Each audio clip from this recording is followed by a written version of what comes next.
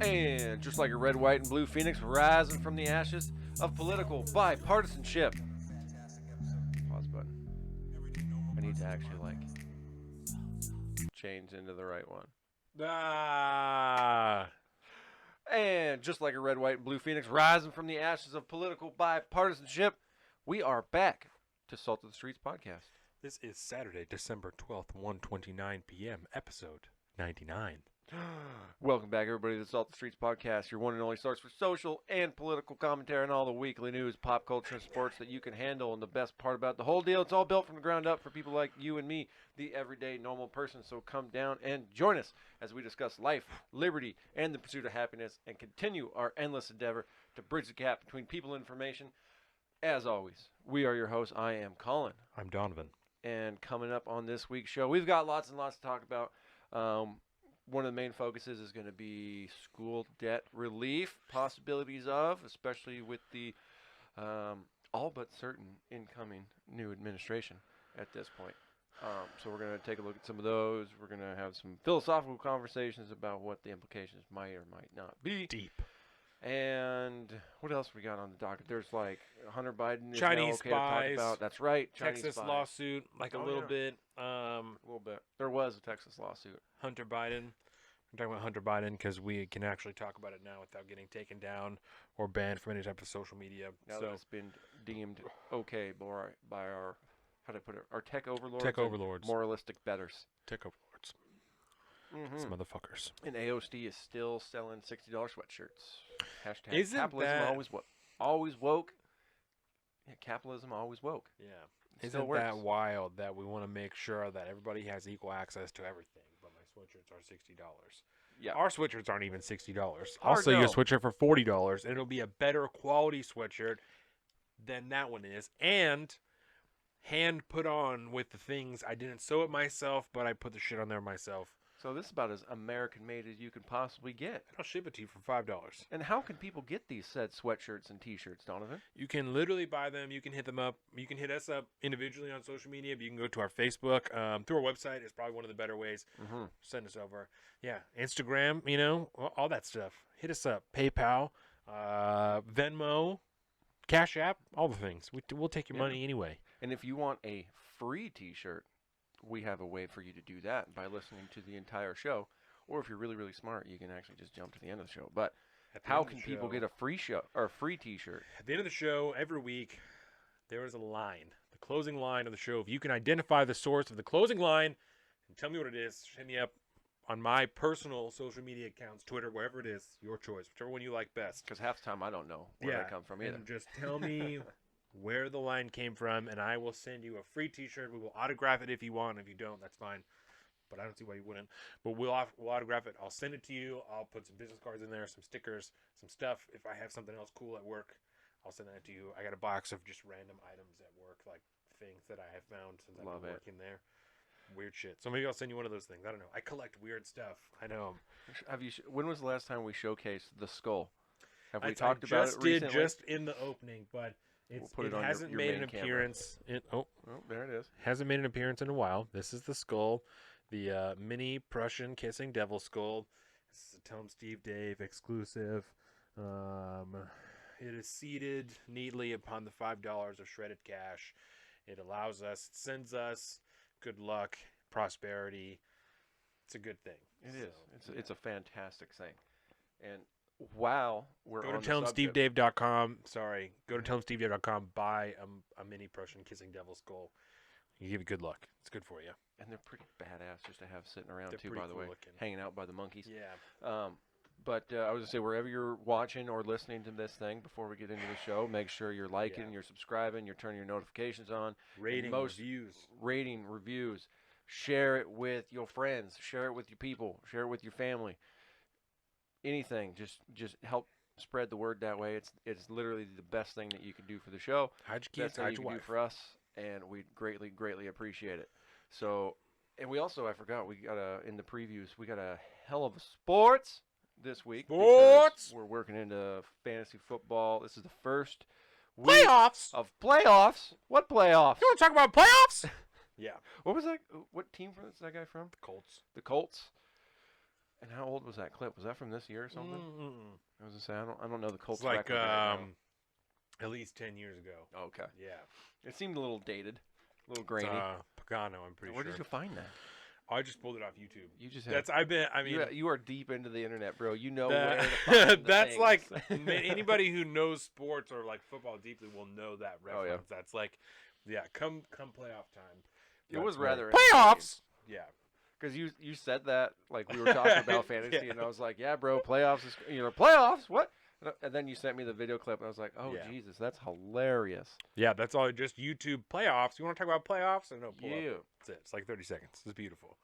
And one last little bit of housekeeping before we get into the show. It is that time of year. It is the festive holiday season, which is reminding us that the end of the era of 2020 is upon us. Thank God. Oh, I know, right? It's kind of, it feels like it should be a relief, even though I know it's not really. It's been the longest year. Yeah. So of- we will of be history. off next episode, and so we won't be returning until 2021. That was a funny way to say that. You said What we're going to be off next episode. Next No, episode. I'm not shitting on you. That's funny. I was gonna say next week, and I was like, ooh, Yeah, caught myself. no, you're right. This is our last recording for the year. Our next recording, it looks like, is going to be on the 9th. So you can expect the next episode on the 11th of the year. Looks like we're going to do like a 2-part type of thing. I don't want to announce it yet, but I think we have figured out exactly what we're going to do. We're going to talk about it later. We'll announce it around Christmas time. My birthday's Christmas Eve. Maybe we'll announce it on my birthday. We'll see what Ooh, happens. yeah, that sounds fun to me. Excuse me. Yeah, so it'll be a good time. So I think that's all the housekeeping we really need to hit. So I guess if you watched the pre-show, we talked about what we're going to talk about. I just gave you the topic breakdown. Where do we want to start today? Do we want to just start with the big one, the student loan debt forgiveness? Let's do it. So what prompted this topic? I know we had talked about possibly hitting it last show, and then obviously, Joe Biden's campaign on Right. guns was rather extensive, and we wanted to make sure we worked through that pretty well. So I don't Right. remember where this topic idea kind of stemmed from. Well, during the campaign, it was something that both Biden and Harris had thrown, into their platform of issues. But within the last few weeks, there's kind of been renewed interest in it. There's been some rumors, quelling, or that's not. Quelling of rumors? That's not the it. opposite of quelling. Some rumors. Spread. Something. What the fuck am I thinking of? It doesn't matter. Rumors are getting spun up that in the first few weeks, it's going to be one of the very first things that the Biden administration does is pass an executive order that will wipe out. At first, it was $10,000. The last number I heard was $50,000 per individual of federal student loan debt, and the idea is they can do this because so much student loan debt is held federally, and so they can just use the Department of Education to just No more. let go of this debt. Yeah, no biggie. I think the very first thing that we should point out for that is that in the history of dollars, there is not been a time in which debt or money just disappeared. No. It doesn't. Since Mesopotamia. That's not how dollars works. That's not how the economy works. That's not how Currency funds in general. works. That's Yeah. not how any of this works. You cannot just eliminate debt, right? And I just want to start because I think this is like the biggest thing behind it. It's like, we're just going to eliminate Oh, yeah. $50,000 a person of Just student get rid loan of it. debt, right? So regardless of the arguments for or against it, you cannot just eliminate debt. It doesn't work that way. The only way that it can be done is to add that debt to the deficit. You can pay it off with taxpayer dollars, and that debt is added to the deficit. But there is not a way to just eliminate the debt. Somebody has to pay for it at some point in time, or else all of these banks that the funding is actually through all lose millions and millions and millions of dollars, which is not something, because I mean we were all here in 2008. We all remember 2008, which is exactly what's going to happen if you just take all that money away from them. So it doesn't work that way. So they have to pay it off, which again will be done through taxpayer dollars. So that right there raises kind of a morally ethical question of whether or not that's okay to do. But that aside, yes. So I just wanted to pull out because there has been some movement on it more recently, and the numbers are changing, and the different avenues they might pursue might be changing. But my first initial stop, much like the gun policy stuff on the Biden administration, was right to the Biden campaign website to find Yes. out what they were saying. Which is the best place to go, right? Because if nothing else, not to interrupt, but if nothing else, we can use this as a way to hold Joe Biden and Kamala Harris accountable, because these are the promises they are making to you. Anybody who voted for Joe Biden and Kamala Harris, these are the promises that they've made to you. These are the things they're running on. These are their campaign issues. So if anything changes, just like, I don't know, maybe Barack Obama when they're talking about whistleblowers, they just fucking took that whole thing off their website. That would be weird. That'd be super weird. So if anything like that happens, we know, we have a record of it, and we can keep and hold them accountable. We have already seen somebody we know very deep and close to us who has been talking about holding Joe Biden and Kamala Harris accountable for things they've done in the past. I am super on board with I'm that. inspired Yes. to be hearing that from people who so devoutly voted for Joe Biden. I am inspired to be hearing them talking about holding them accountable for their actions, things that they've done in the past, and they're not like 50 years from now, but the way that those things are impacting. Now, I love it. I'm a huge fan. I love it. Our time is coming. This is what we've been talking about. These motherfuckers are old school establishment politicians. It's bad news. Corporate, Goldman Sachs backed, Wall Street funded Democrats. There's these some are the same- neoliberal motherfuckers. Yeah. Yeah. Corporations It's just the same first. crap. I think that was my last hill to die on, I think, was the return of the swamp. And we've seen more and more of these cabinet positions starting to get filled with, most of which come right out of the Obama administration, which is Dear Susan Lord. Rice is back, by the Dear way. Lord, the person that was just selected to be Secretary of Defense, he was on the board of Raytheon. Clap, clap, clap, What? clap, clap. But he's black. So Yeah. it's diverse as fuck, right? Diverse AF. Even though he used to work. So maybe we should buy some fucking Raytheon stock. I mean, this is probably the time. One of the guys somebody that I follow on Instagram, just posted their returns on Moderna stock. They bought a bunch of Moderna stock like 6-8 months ago. Like, Oh, dude. $5,000 in returns just in the last. Woo. Yeah.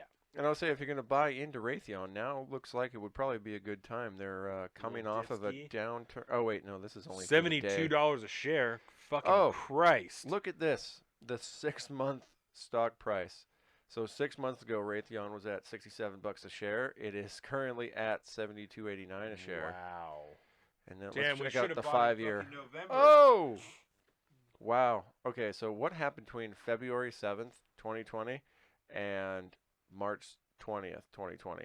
Interesting. That was the shutdown. That deep Stock fall. dropped from $98. People just pulling all their money out of the economy, probably. The whole stock market took a crash Yeah. right then when we started the massive lockdowns. So Wow. should be tracking Raytheon. Yeah. I don't know shit about stock, but that's what I'm saying right now. But you if got a there's one Raytheon thing we board know- member who's now in charge of $700 billion of taxpayer money.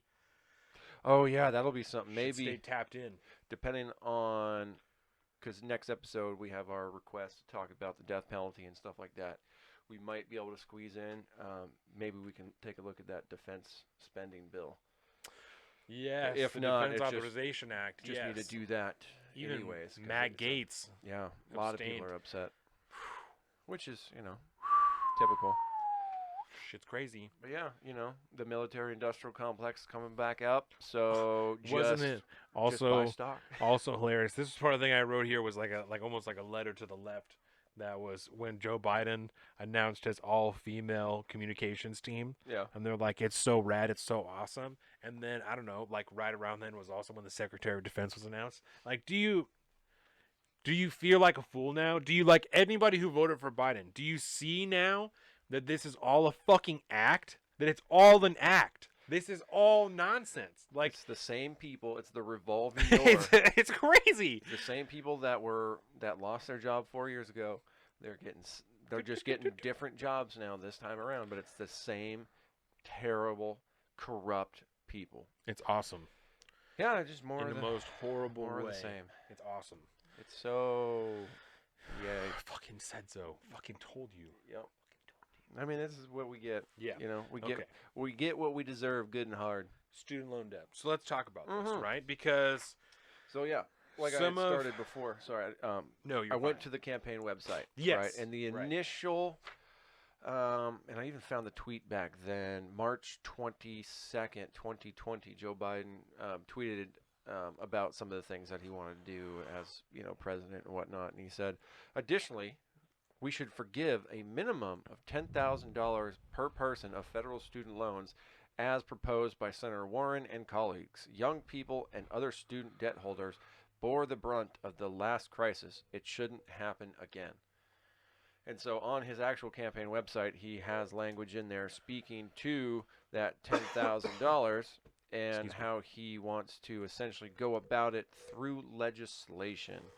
Biden will create a new simple program which offers $10,000 of undergraduate, and graduate student debt relief for every year of. Oh, this is his plan for public service forgiveness. So you can get up to $10,000 for each year you devote to public service, up to 5 years. So you can look at up to $50K, which might have been where the spinoff from Schumer and Warren came from. Yeah, that 50 grand. Well, and so what I was hearing the other day, right, was I don't know who it was that was talking because I came into it, in the interview, but this was on NPR. It was on NPR, yeah, and like I was driving NPR home. radio. Yes, NPR radio. Problem with radio, man, you can't rewind. Right, and they were saying that one of the newer ideas is, like I said, because so much student loan debt is held federally, that an executive order could be issued for the Department of Education to forgive up to $50,000 of student loan debt per person, which is fucking astronomical. It's insane. So let's.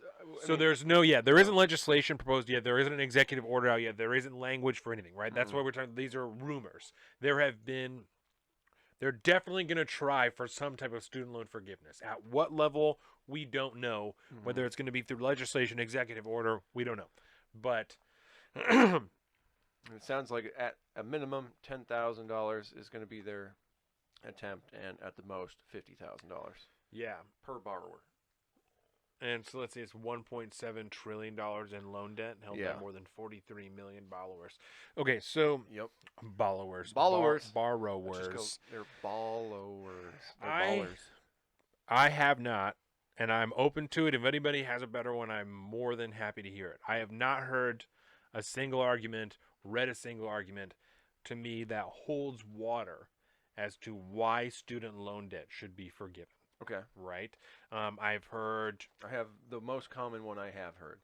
I've heard that the lending was predatory.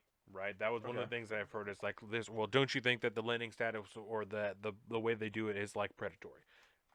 I think by fiat, just because in the way that you're giving an 18-year-old money for because they need it. Yes, but I wouldn't say that it's any more predatory than sending me a credit card in the mail that I can take and spend $10,000 on, and then the interest rate is then tripled overnight, and I am still liable for all of that debt, right? Except this is the only kind of debt you can't get out of through bankruptcy. That is 1,000%. I will provide that concession over and over and over again. It seems totally fucked to me that seems more of a straw man argument, because if that's the stance you take on predatory lending, there's so much more that could be encompassed underneath that umbrella term of predatory lending at that point. Right. Well, I mean, as far as it not being forgiven when you file bankruptcy, that's federal student loan debt is like the only debt that does not go away if you file bankruptcy. Yep. That is a concession I would provide over and over again. That is backwards as all shit. Hard, yeah. That you are filing bankruptcy, but still you have to pay this back. That doesn't make any sense. So I would provide that concession all day. That doesn't make any sense at all, right? Yep. I believe 1,000% that people should.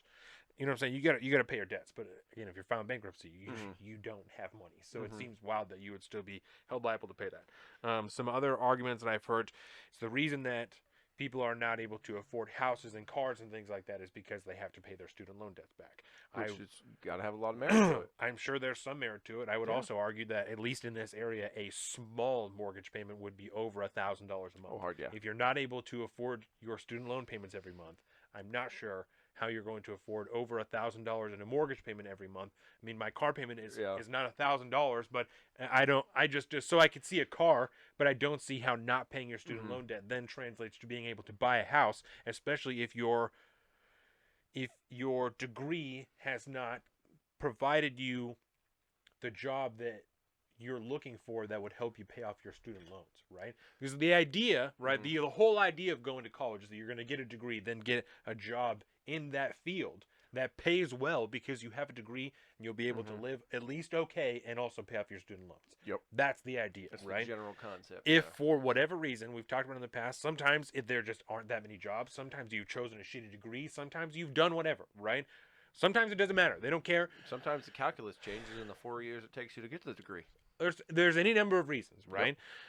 So there are people for one reason or another that end up in a job that doesn't pertain to their degree or maybe doesn't pay as well as they thought that it would.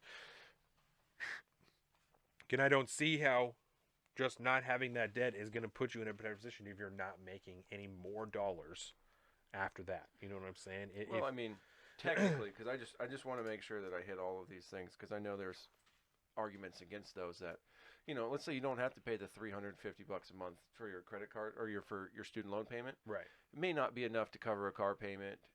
That hard maybe depending on what kind of car you get, but or a house payment or something like that. But if you are not burdened with that $350 a month for a year, that's some substantial dollars you can put away. So regardless, it's still putting an extra financial burden on you. You can't accumulate that.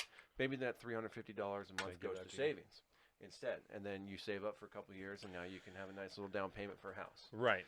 And my argument to that or against that would just be that same argument can be made for any type of debt that anybody has. That's not unique to student loan debt. Yes. So that's at that point it's just debt is debt is right, debt. which certainly Yep. if I didn't have the credit card debt that I have now, I would be in a better position. Yeah. You know what I'm saying? I would have more money every month to be able to do things that I want. Yeah. Then and I think that's part of without saying the complicating factor to talking about student loan debt, right, particularly because so many arguments for canceling student loan debt are simply just arguments about getting rid of any form of debt. These are perks that anyone can get by getting rid of any form of debt at that point. Where if you don't have to shell out X amount of dollars every month for this, that, or the other thing, that's money in the bank that you can use to give yourself a better financial future. So, but particularly when it comes to the student loan aspect of it, the college aspect of it,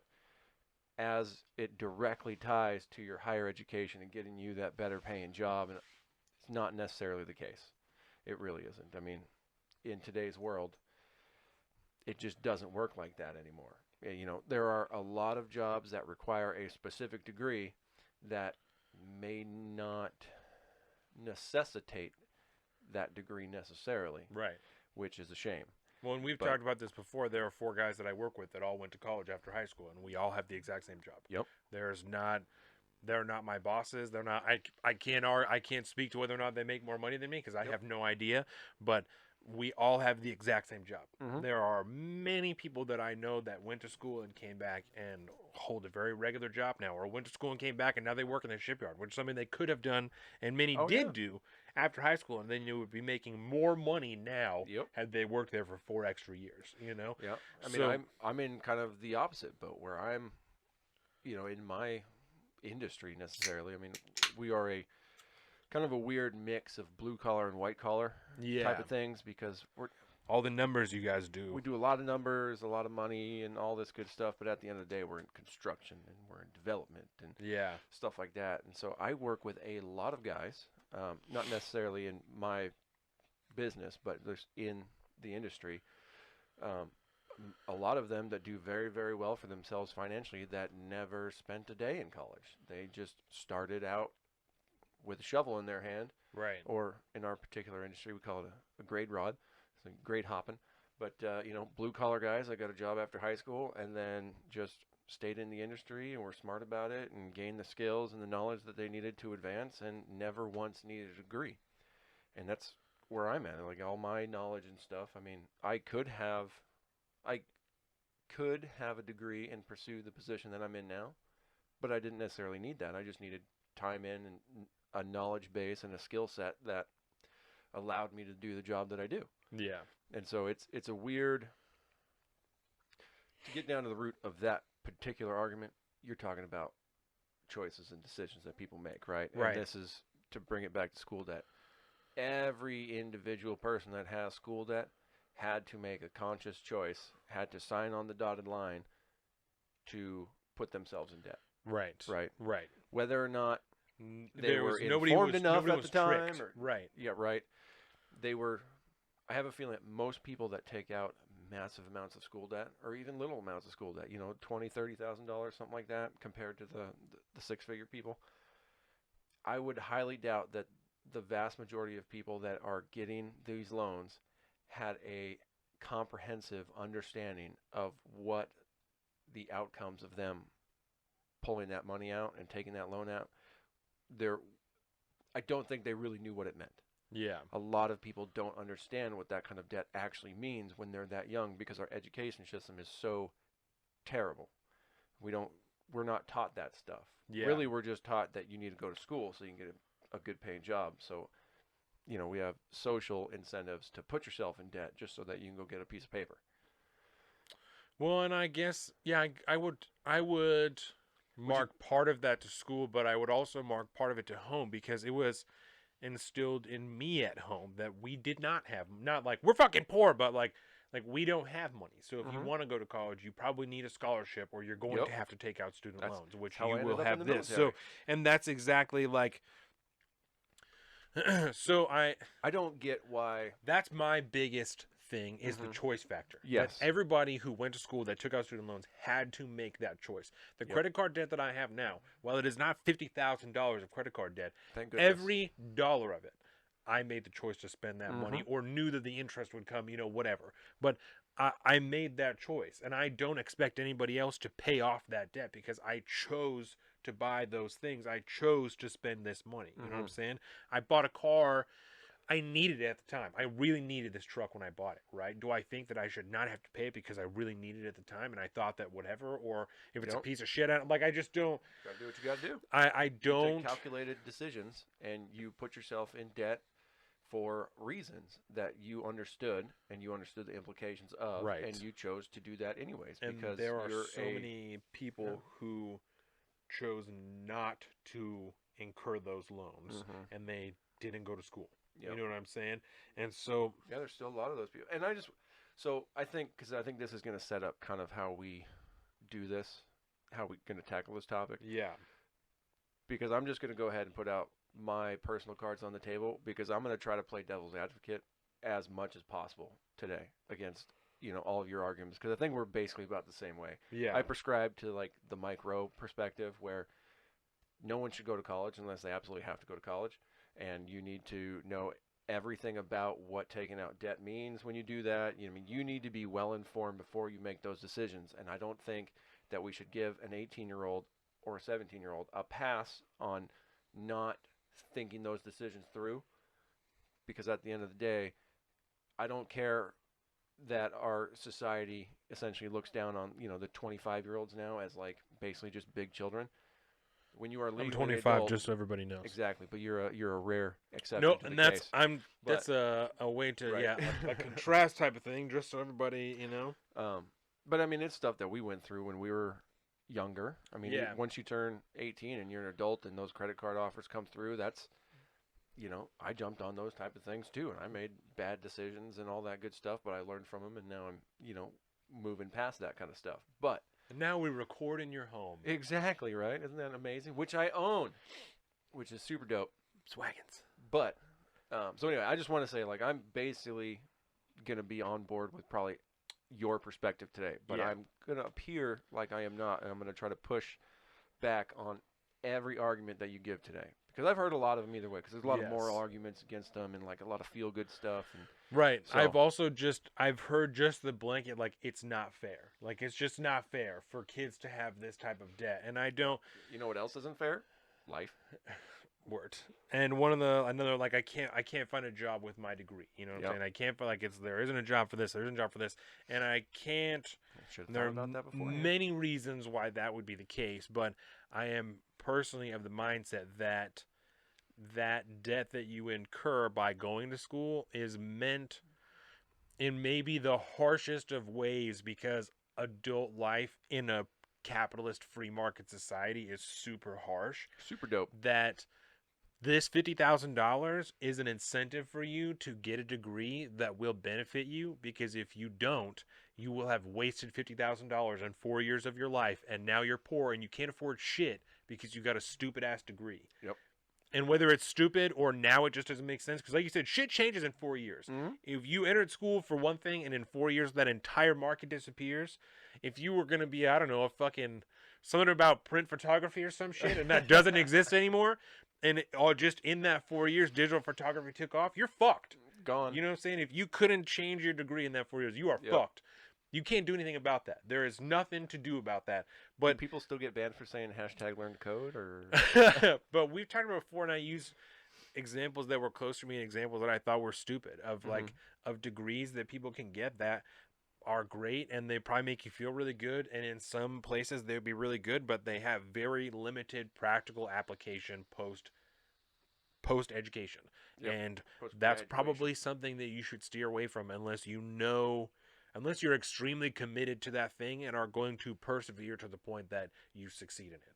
And I don't feel bad for saying that. That's something I would instill in my own son, that if I don't have the money to send you to school, if you're going to take on this debt, you need to do it with the understanding that you have to pay this back afterwards. You have a plan.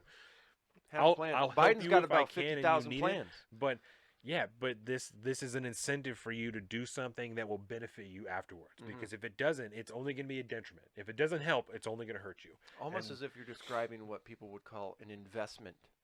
You're investing in yourself and in your future. Right. And if you're going to take out, if you're going to buy a bunch of stock in yourself by making it possible for you to go get a higher education, you need to make sure that that's going to be a good investment going forward, not just going to school to go to school.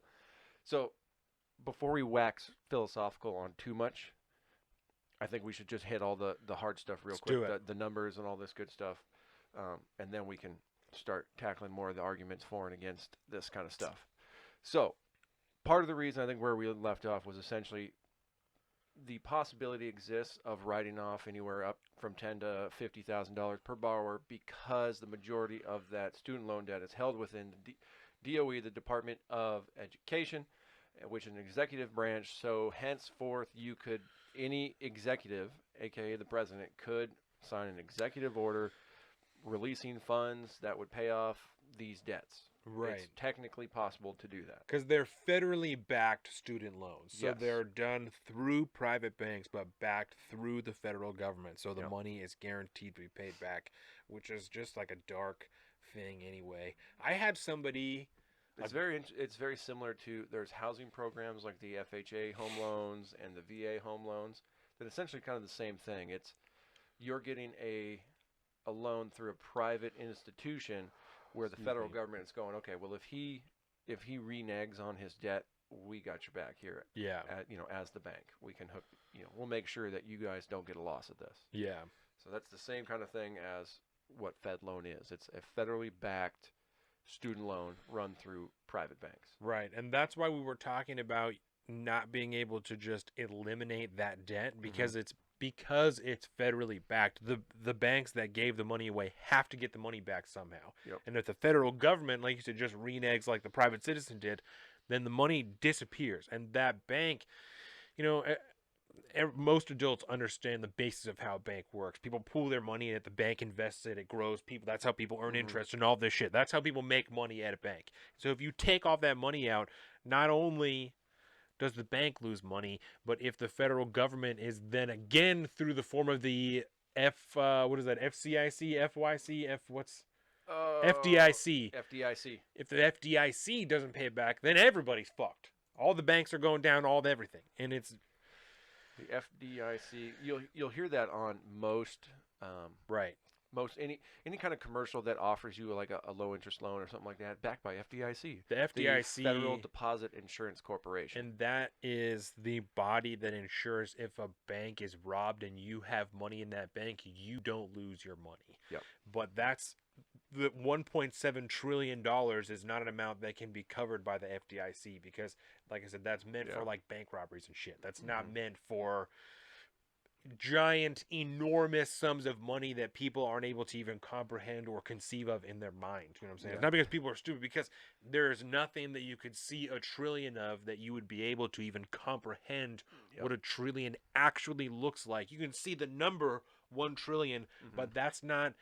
Even the idea of like a million somethings is hard to conceive of, you know, let alone a billion or a trillion. So, you know what I'm saying? It's like you probably couldn't fit $1 trillion in this house. a billion is 1,000 millions, and a trillion is 1,000 billions, and that's just a lot of stuff. And It's a lot of that's stuff, what I'm dude. saying. There's no, I can't. You can't. There's no cohesively comprehend idea of what a trillion actually is. So we have no basis almost for understanding of that. 2 trillion to just get rid of it is, which, as we've learned absurd. from, you know, the Treasury at this point, like you could just print just out doesn't another matter. $1.7 trillion and it won't affect inflation or anything like that, apparently. So it's technically very possible. Right. So the idea that the money couldn't be wiped away provides, I think, one of the best arguments against this. One of the stronger arguments against this is not only will people be forgiven for choices, mistakes, whatever you want to call it, that they made, other people who chose not to make that choice, who didn't make that decision, will be held accountable for that. And not because our taxes will go up, but the debt that we have, we talked about was $8.3 trillion that we added to the debt this year. We'll now add another $1.7 trillion of private individual spending that citizens don't want to pay off, aren't able to, whatever reason, right? The federal government has decided to pay that off. The idea that I, as somebody specifically who chose not to go to college, to not incur this debt, the idea that I would then be forced to pay that off in the form of my own taxes is ludicrous to me. It is almost as ludicrous as like repealing the Hyde Amendment and forcing people who think abortion is murder to fund abortion centers and abortion rights through their own taxes. It's almost as absurd as that. Almost. Not as absurd, because I don't think that taxes are murder, but it's almost as absurd as that. And the idea that that's so easy for people to forget, I think, is super dark. You know, it shows, I think, a lack of morals in any of those people, that they don't have a problem with somebody else being held accountable for choices that they made for whatever reason. If their argument is, it isn't fair, I didn't know, it was predatory, I can't afford it, my degree this, whatever.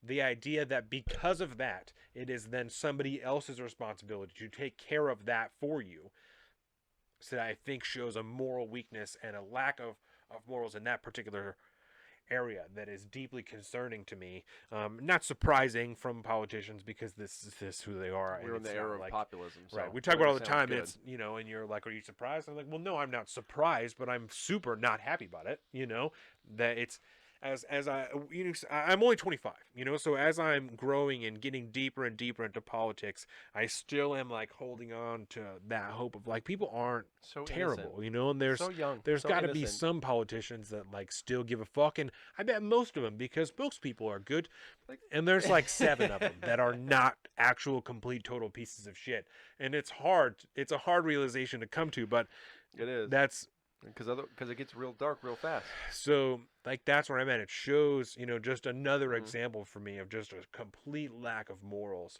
for those people and private citizens that are willing to overlook that. And I think it's interesting that you would go.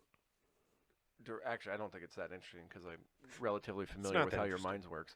But you know, for you to look at it in that negative moral argument like that, how essentially, you know, someone else's mistake now has to be covered by people that didn't make that mistake, or even people that have that same exact loan that are paying their loan, that are paying it off right now, that or already did, that already paid off their student loan. But there's another angle to that moral argument, is that, well, you don't care about all these people that were essentially, due to societal pressure, pushed into making bad decisions and now are super in debt up to their eyeballs and can't do anything about it. You don't care about the people, Donovan, these poor, disadvantaged, disenfranchised human beings? No. Okay. No. Because And that is another argument to it. and Is, that well, would what about these people? right, and it's not because I'm an asshole or because I'm selfish. It's because, and I'm sure the same person asking me that question, would then argue like, "Oh, well, you're just one person." But the exact reason I would argue no is because I was raised on food stamps. I came from this. You know what I'm Yeah, saying? you're a So pretty good person to so have these arguments too. yeah, Because the idea that you're no I silver should be spoon held individual. accountable for somebody else's choices when I had all those choices there. I could just as easily be holding on to that debt and saying, yeah, I was poor as shit. I didn't have any other choices. I had to take a Fed loan because that's the only thing that I could do if I want to go to school and try and make money. Yep. And now I don't have the money and I can't have a house and I can't do this and I can't do whatever. And I'm not. You know what I'm saying? So it's not because I don't care about other people. It's because I believe in equality of opportunity. Mhm. And if we all started at that same place outside of high school, all had that same opportunity specifically in regards to federal student loans, and I chose not to do that, I'm not going to cover for that. That's not my choice, So let's add another layer onto that Yes. one, right? So building off of that initial moral, oh, these poor people argument. What about the vast economic implications, right? Just think of $1.7 trillion being spread out amongst the population of taxpayers, right? Would have a smaller financial burden on the overall economy than it would be to have all of these individual, these 43 million borrowers possibly, having to lose out on all that income. Yeah. If they don't have to do that, you have an overnight, what essentially would become a cash infusion into the economy, the local economies around, because now all these 43 million people have that extra money in their pocket every month now. Yeah. Does that not, the overall economic boost that might create might negate the tax burden, putting it on to everyone else? Kind of a collectivist argument, obviously, but overall, if we're thinking about the good of the economy. So if that's the goal, right? If the goal or the main argument is for the good of the economy, then I think pull this just a little I bit think a further better plan would be to allow every citizen to sign up for between $5,000 and $10,000 of debt relief for whatever thing. It's not cash that you get. It's not straight into your account. It's $10,000 of debt relief that anybody can apply for, whether you want to do it on student loan debts, your car payment, your fucking credit card payments, whatever. Everybody gets 10 grand that we're going to help wipe away.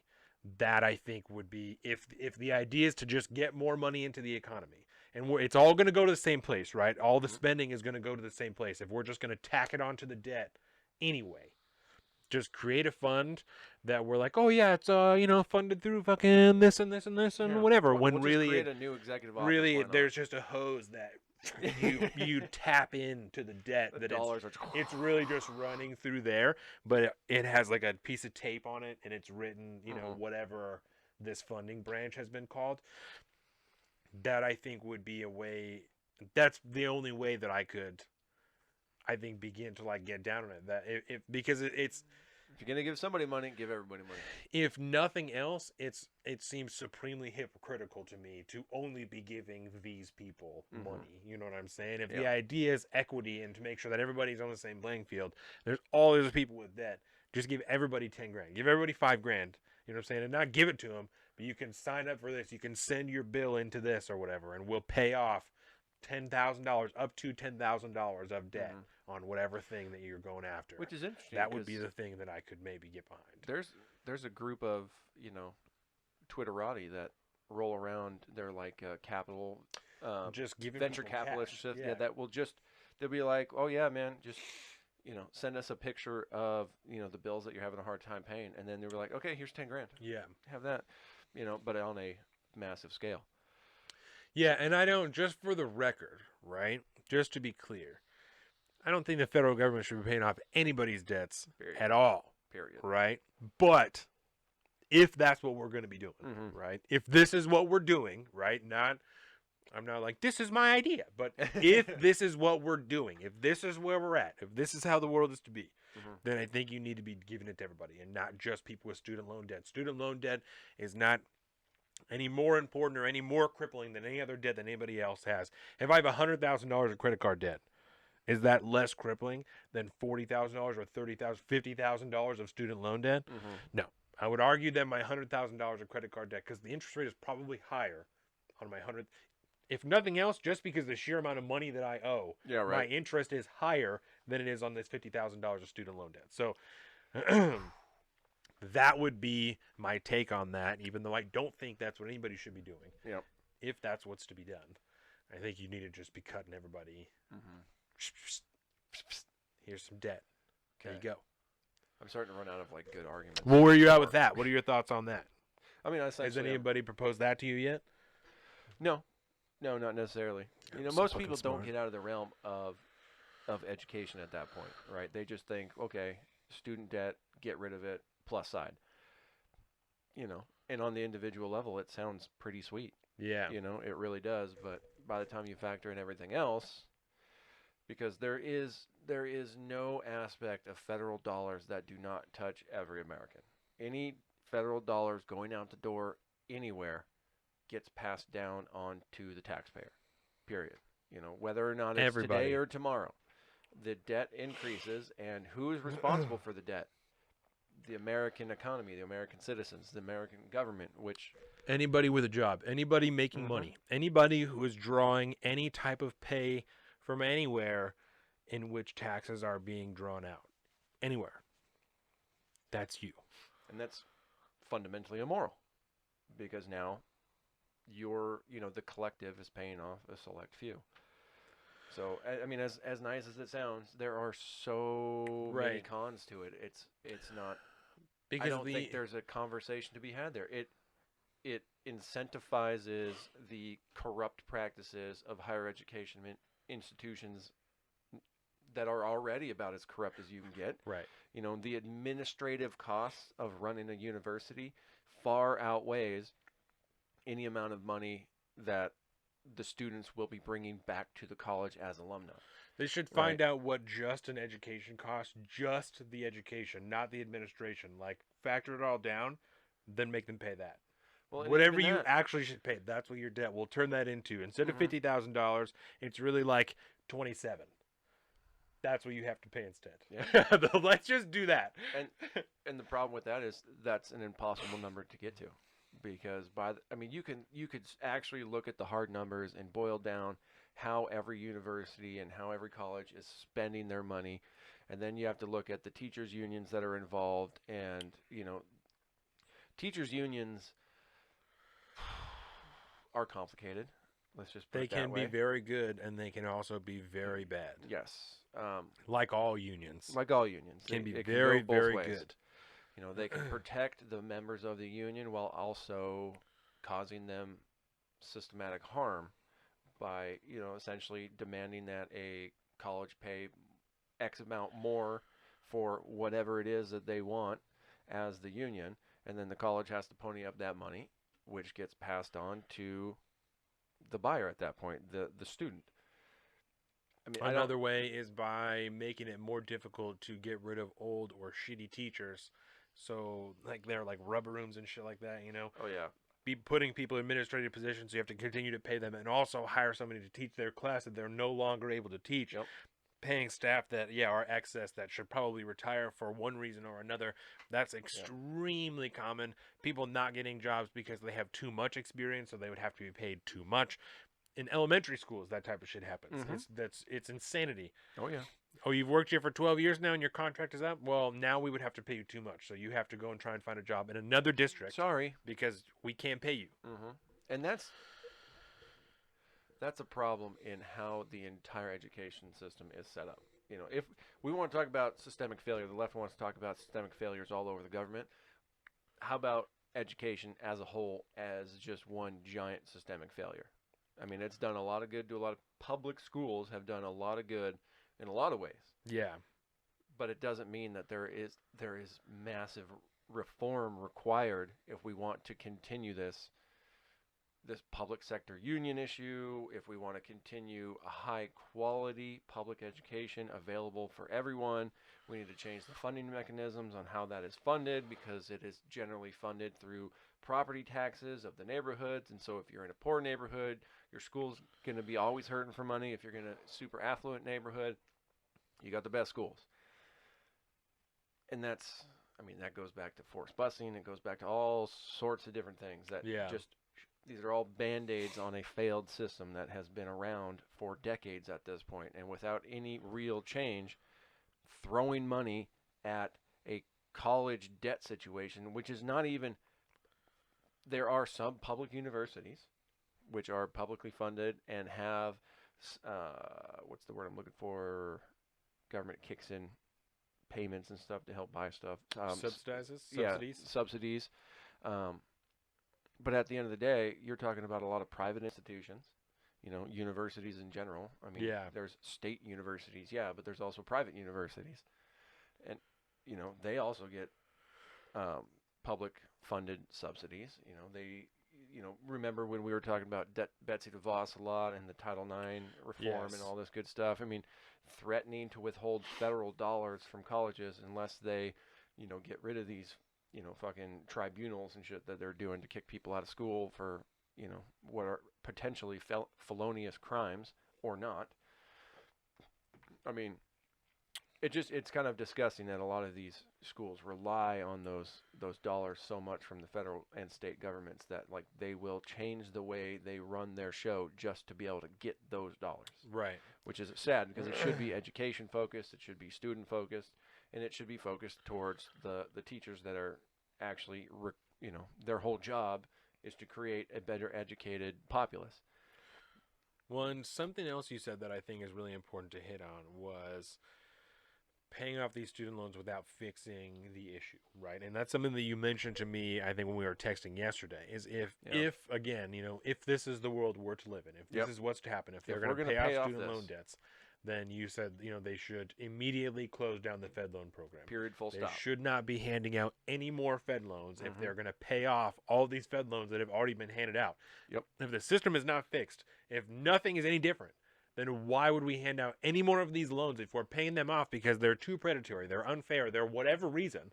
If we're not going to fix it, why would we give any more money out through the Fed loan program? Which I think, I have not heard anybody bring that up that's been talking about paying off student loan debt, which I think should be a red flag. Be a red flag to anybody who isn't convinced yet of this, that they're not talking about fixing the program, just paying off the money that people owe right now. Again, not paying it off, just tacking it onto the debt. They're just going to essentially, like I said, just refill the program. Let's just keep it pumping, right? And within, not a sustainable way to run any program. And while it may not be required in the same sentence after you say that, but the following sentence should be, and we're going to put a stop to the system that is allowing people to get themselves in this situation. Right. It's a little bit of, you know, Big Brother looking out for the populace, obviously, because we're not going to allow you to make bad decisions. Right. But if you're going to do this, you need to stop the funding mechanism to allow not another person can be allowed to put themselves in that situation where they are now beholden to the federal government because they want to go to college and they can't afford it on their own, so they get money from Big Daddy. And I think that you said it the best way, and you may not even know it, right? From the party that certainly for the last 6 months, at the minimum, has been talking continuously about systemic issues, systemic inequality, systemic, right? No talk about it. And to not fix the system that has allowed this to take place shows you where the value lies in this argument. It is not about fixing people. It's not about helping people. It is about allowing this to continue so nothing has to change. So the status quo can be continued. Just like we've seen in all the cabinet positions, all the people being put in there, it's the same thing that we saw through the last 4 administrations, through the last hundreds of years. Establishment bullshit coming in, and now they're just think they're getting better at hiding it, and they have to be, because so many people just don't give a shit. They just want the money. So many people got tricked into going to school while they were there, getting fucking brainwashed to the left that now they don't care because this leftist policy is going to help them and benefit them privately. So they don't even care about what they are preaching on social media about, you know? We need to keep on the system, man. The system is fucking people. This is systemic injustices. This is systemic inequality. Because As long as my shit's getting paid off, it's cool. Right. This actually is one. This is we found actual, one. Yes. And it doesn't matter. They don't want to talk about fixing the system. They just want student loan debt to be paid off. Does not solve anybody's problems. No. All that does is cause more division between the people who got their student loan debts paid off and the people who didn't. Yeah. The people who didn't get their debt paid off and those that did. And again, from a party who's continually talking about, you know, this president we have is dividing the country, and all he's worked for 4 years to divide the country.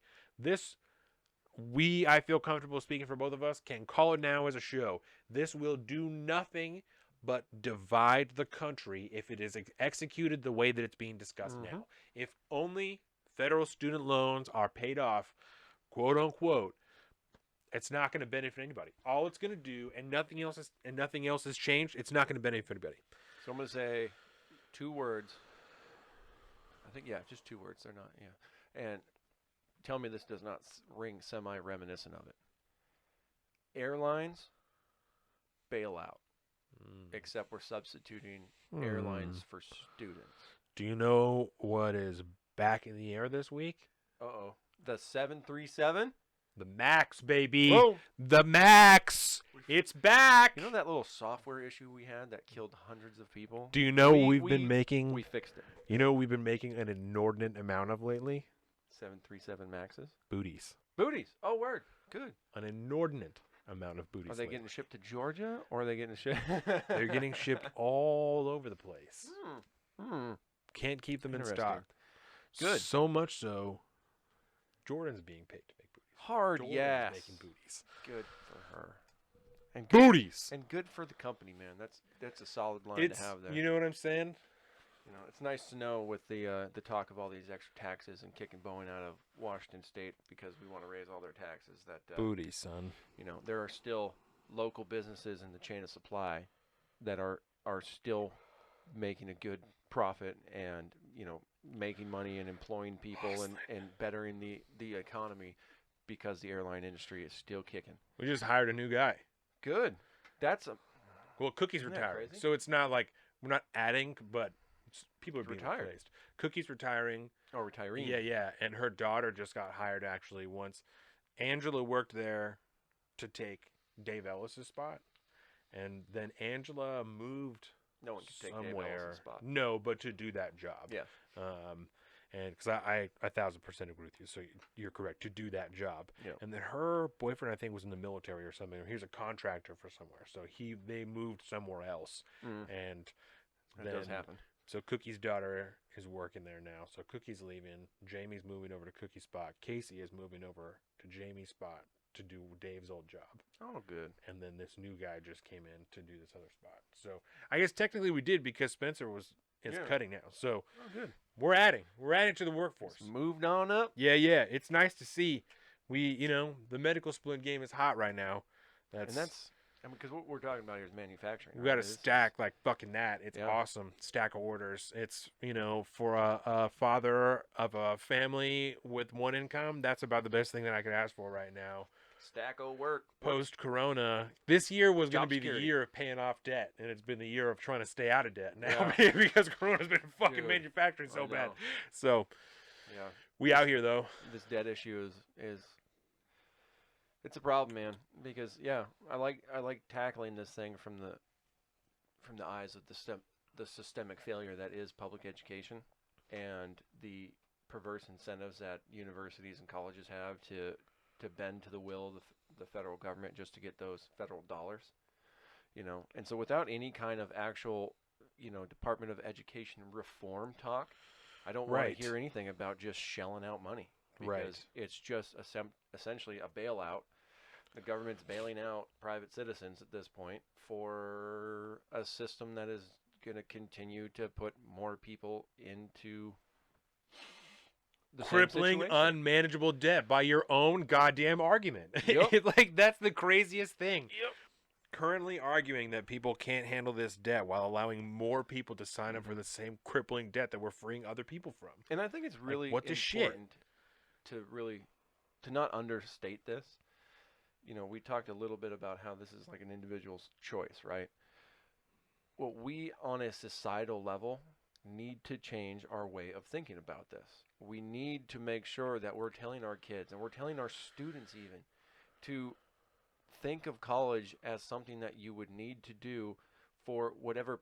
If you want to be X when you grow up, if you want to be a rocket scientist or a rocket engineer and go work for SpaceX, go to college to do that. Should go to college. You're going to need to do that, right? Elon will like that. You're not going to get that education on the job training, and you're not going to get it with a general education. It's a very specialized It's not safe thing. to do that. You know, professional trades like engineers, architects, those type of things, you got to go to school to learn those things. Yeah. You don't need to go to school to get a history degree unless you really are passionate about that and want to pursue something like a degree in, or if you want to become a history professor, or if you want to try to write history books. Right. And you need a credibility. You need credibility. Yeah. You know, there's pathways to these things where college makes sense. The cool thing about history is that it's all documented. So For the most part. you can, Thanks to the internet now. You can buy history textbooks and read them yourself. Oh yeah, and I would suggest that don't buy that textbooks, but just there are lots and lots of literature available that anyone can get their hands on for a very reasonable price. A lot of it is available for free on the internet. Source material and shit, yeah. Absolutely. I mean, there are prime source material that are Diaries available and for whatnot. free. For free on the internet. PDF versions. It might take a little, looking. You might need to DuckDuckGo it versus Google it because they don't have the perverse ad incentive, which is should be DuckDuckGoing everything anyway. Well, yeah, that's a good point. Otherwise, Google's watching you. Make sure to have that tracking app on your phone. There's even a DuckDuckGo app you can download on your phone. Oh, I did not know that. You can use that as your internet browser instead of Safari. You can use DuckDuckGo. Because I usually use the Brave browser these days. And you can still stack mad tabs. That's good. Stacking tabs is important, but Bro, it also bogs your RAM down. It bogs your processor down. Make sure not to keep 30 tabs open all the time. I got at least 7 tabs open on my computer. Yep. And it's funny is when I have a gang of tabs open on my computer, I could feel the difference. Yes. Feel the funnel. That's why all my the computers data's are slow. go through. Yeah, solid state drive would fix that, by the way. But anyways, maybe when I buy a good computer. So yeah, I don't know what to do about this other than to say no, bad idea. I don't get it. It seems nice on its face. It does. But a lot of things need to change to make this okay. You know, if this came along with a reform bill that made sure no one was, I mean, you can't stop everybody obviously, but if you remove the perverse incentive, we can have a conversation about it. Right? Yeah. But even then, you still have to tackle with those moral problems about who pays the dollars and this, that, and the other thing.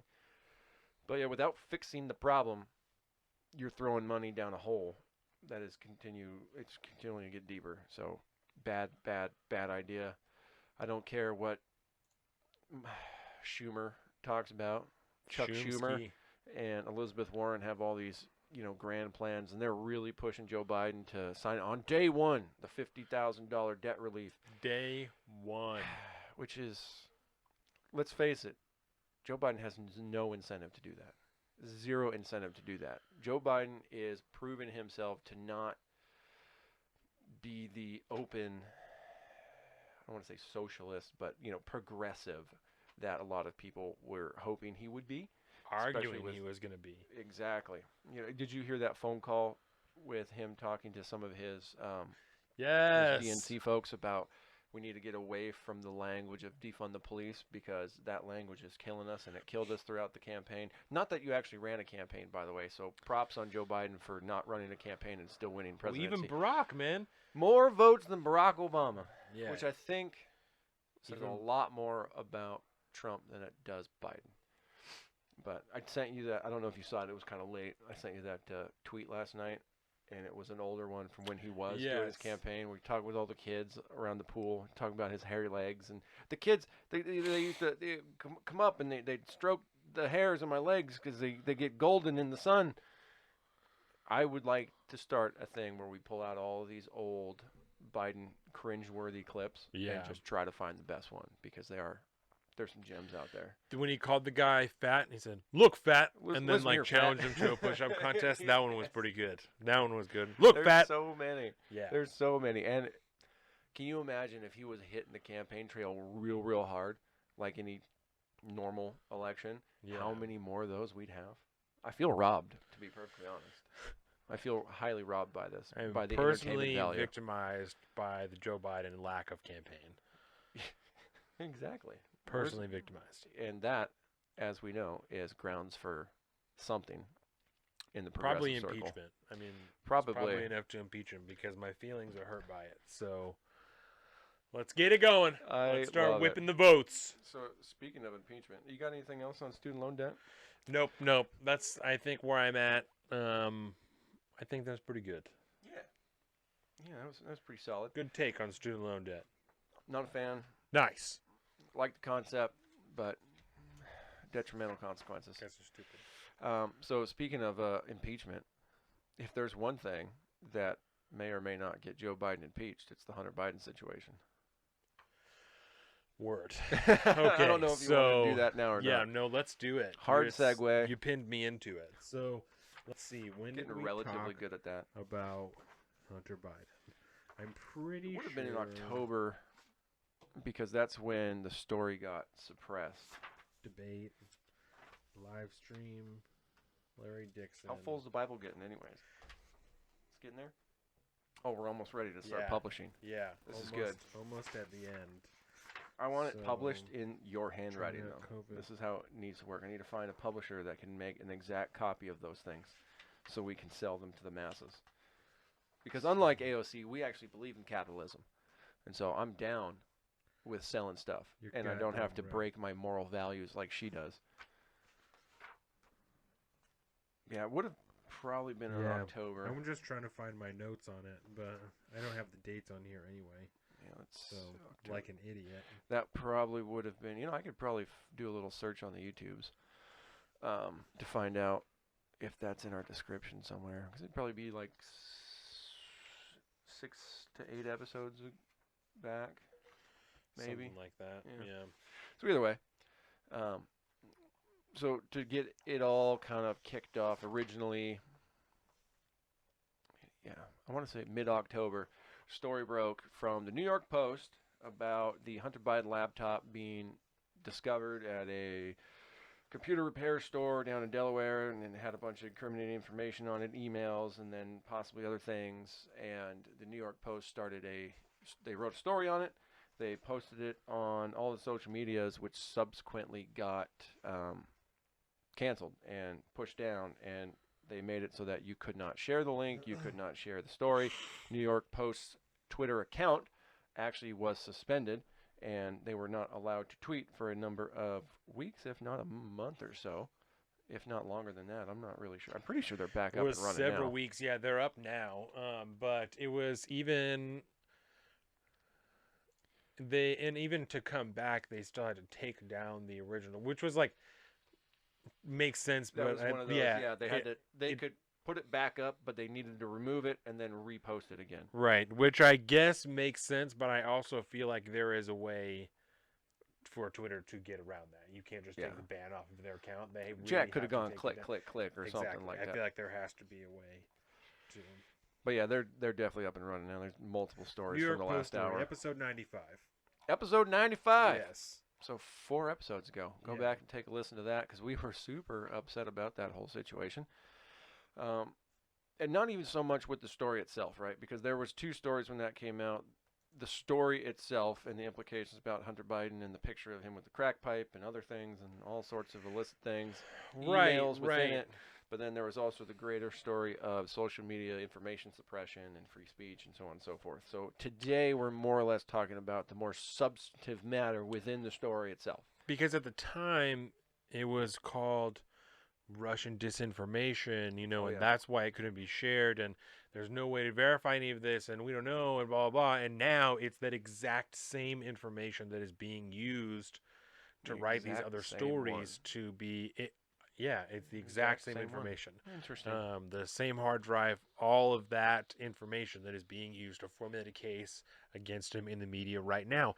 And this is not because they have, our mainstream media betters have decided that they flushed the story out now. It's not. It's no No. longer. They've proven that it's not Russian disinformation. No, no, no, no. This investigation has been going on since 2018. Yeah. They knew it at the time when they suppressed the story, and they still know it. You need to remember that. You need to remember that all of these mainstream institutions are lying to you every single day. Because they are covering it now as an exclusive. Yeah. Like the articles are coming out as exclusive. CNN, I believe, is running breaking. the main one. Yeah, this is happening. Breaking. Hunter Biden being investigated for ties with China. Mm-hmm. You should also, I think he came out and said he has he's being investigated for a tax issue. It has been verified that money has been made by Hunter Biden in China, and during the campaign, during the debates, Joe Biden said on stage, "My son has never made money in China." When it's now being verified by the media after the fact that it's been verified by the FBI and other media before this. And very technically, he may not have made money in China, but he was Made definitely money from China. A forgivable interest-free loan. So think about it. Forgivable, which means you're not pay back. Interest-free, which means there's no extra charge to the loan. They just gave him money.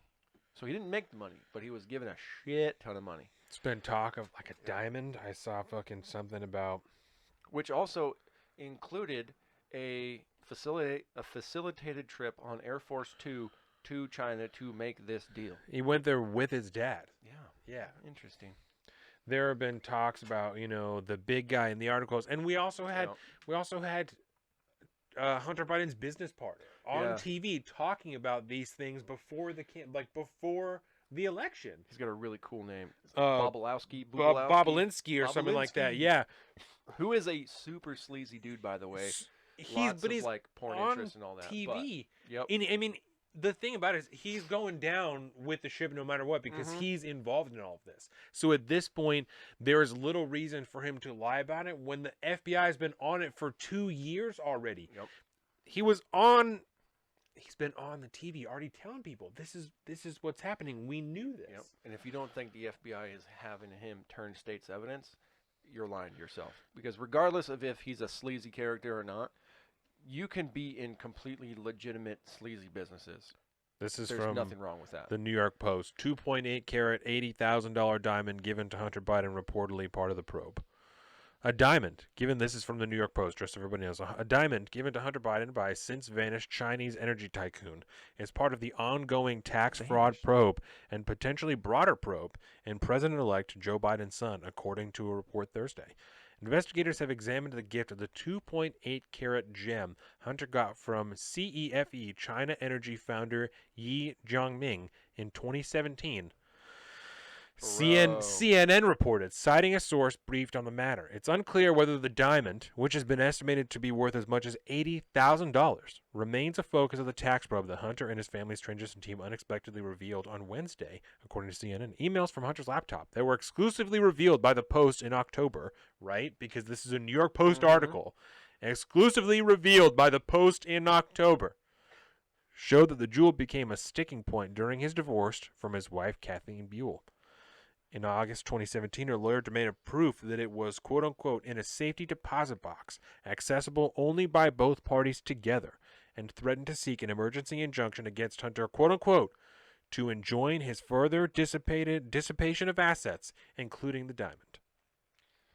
Interesting. It's unclear how the dispute was resolved. Last year, Hunter told The New Yorker that Yi gave him the diamond following an introductory dinner meeting in Miami amid his divorce from his wife, Kathleen Buell. So an introductory dinner meeting, he's meeting somebody for the first time, and homeboy gives him an $80,000 diamond. That's not fucking sus at all. Are you joking me? Are you kidding me? Dear Lord. This came out in October, my G. Yeah, which a lot of people now are talking about, you know, and then there's no way to prove any of this, obviously. He also because it's all disputed its intent, estimated value as claimed by his ex-wife, telling the New Yorker it was probably worth around $10,000. That's a big difference. but 80 A to 10. $70,000 difference. Yeah, I don't think that she's mistaken by $70,000. diamonds are a girl's best friend. I as also the think old that saying goes. was this the woman that was associated with his brother somehow? You know, I don't know. I Emails don't recovered know. from the laptop that the FBI seized last year from a Delaware repair shop show the diamond became an issue during Hunter's divorce.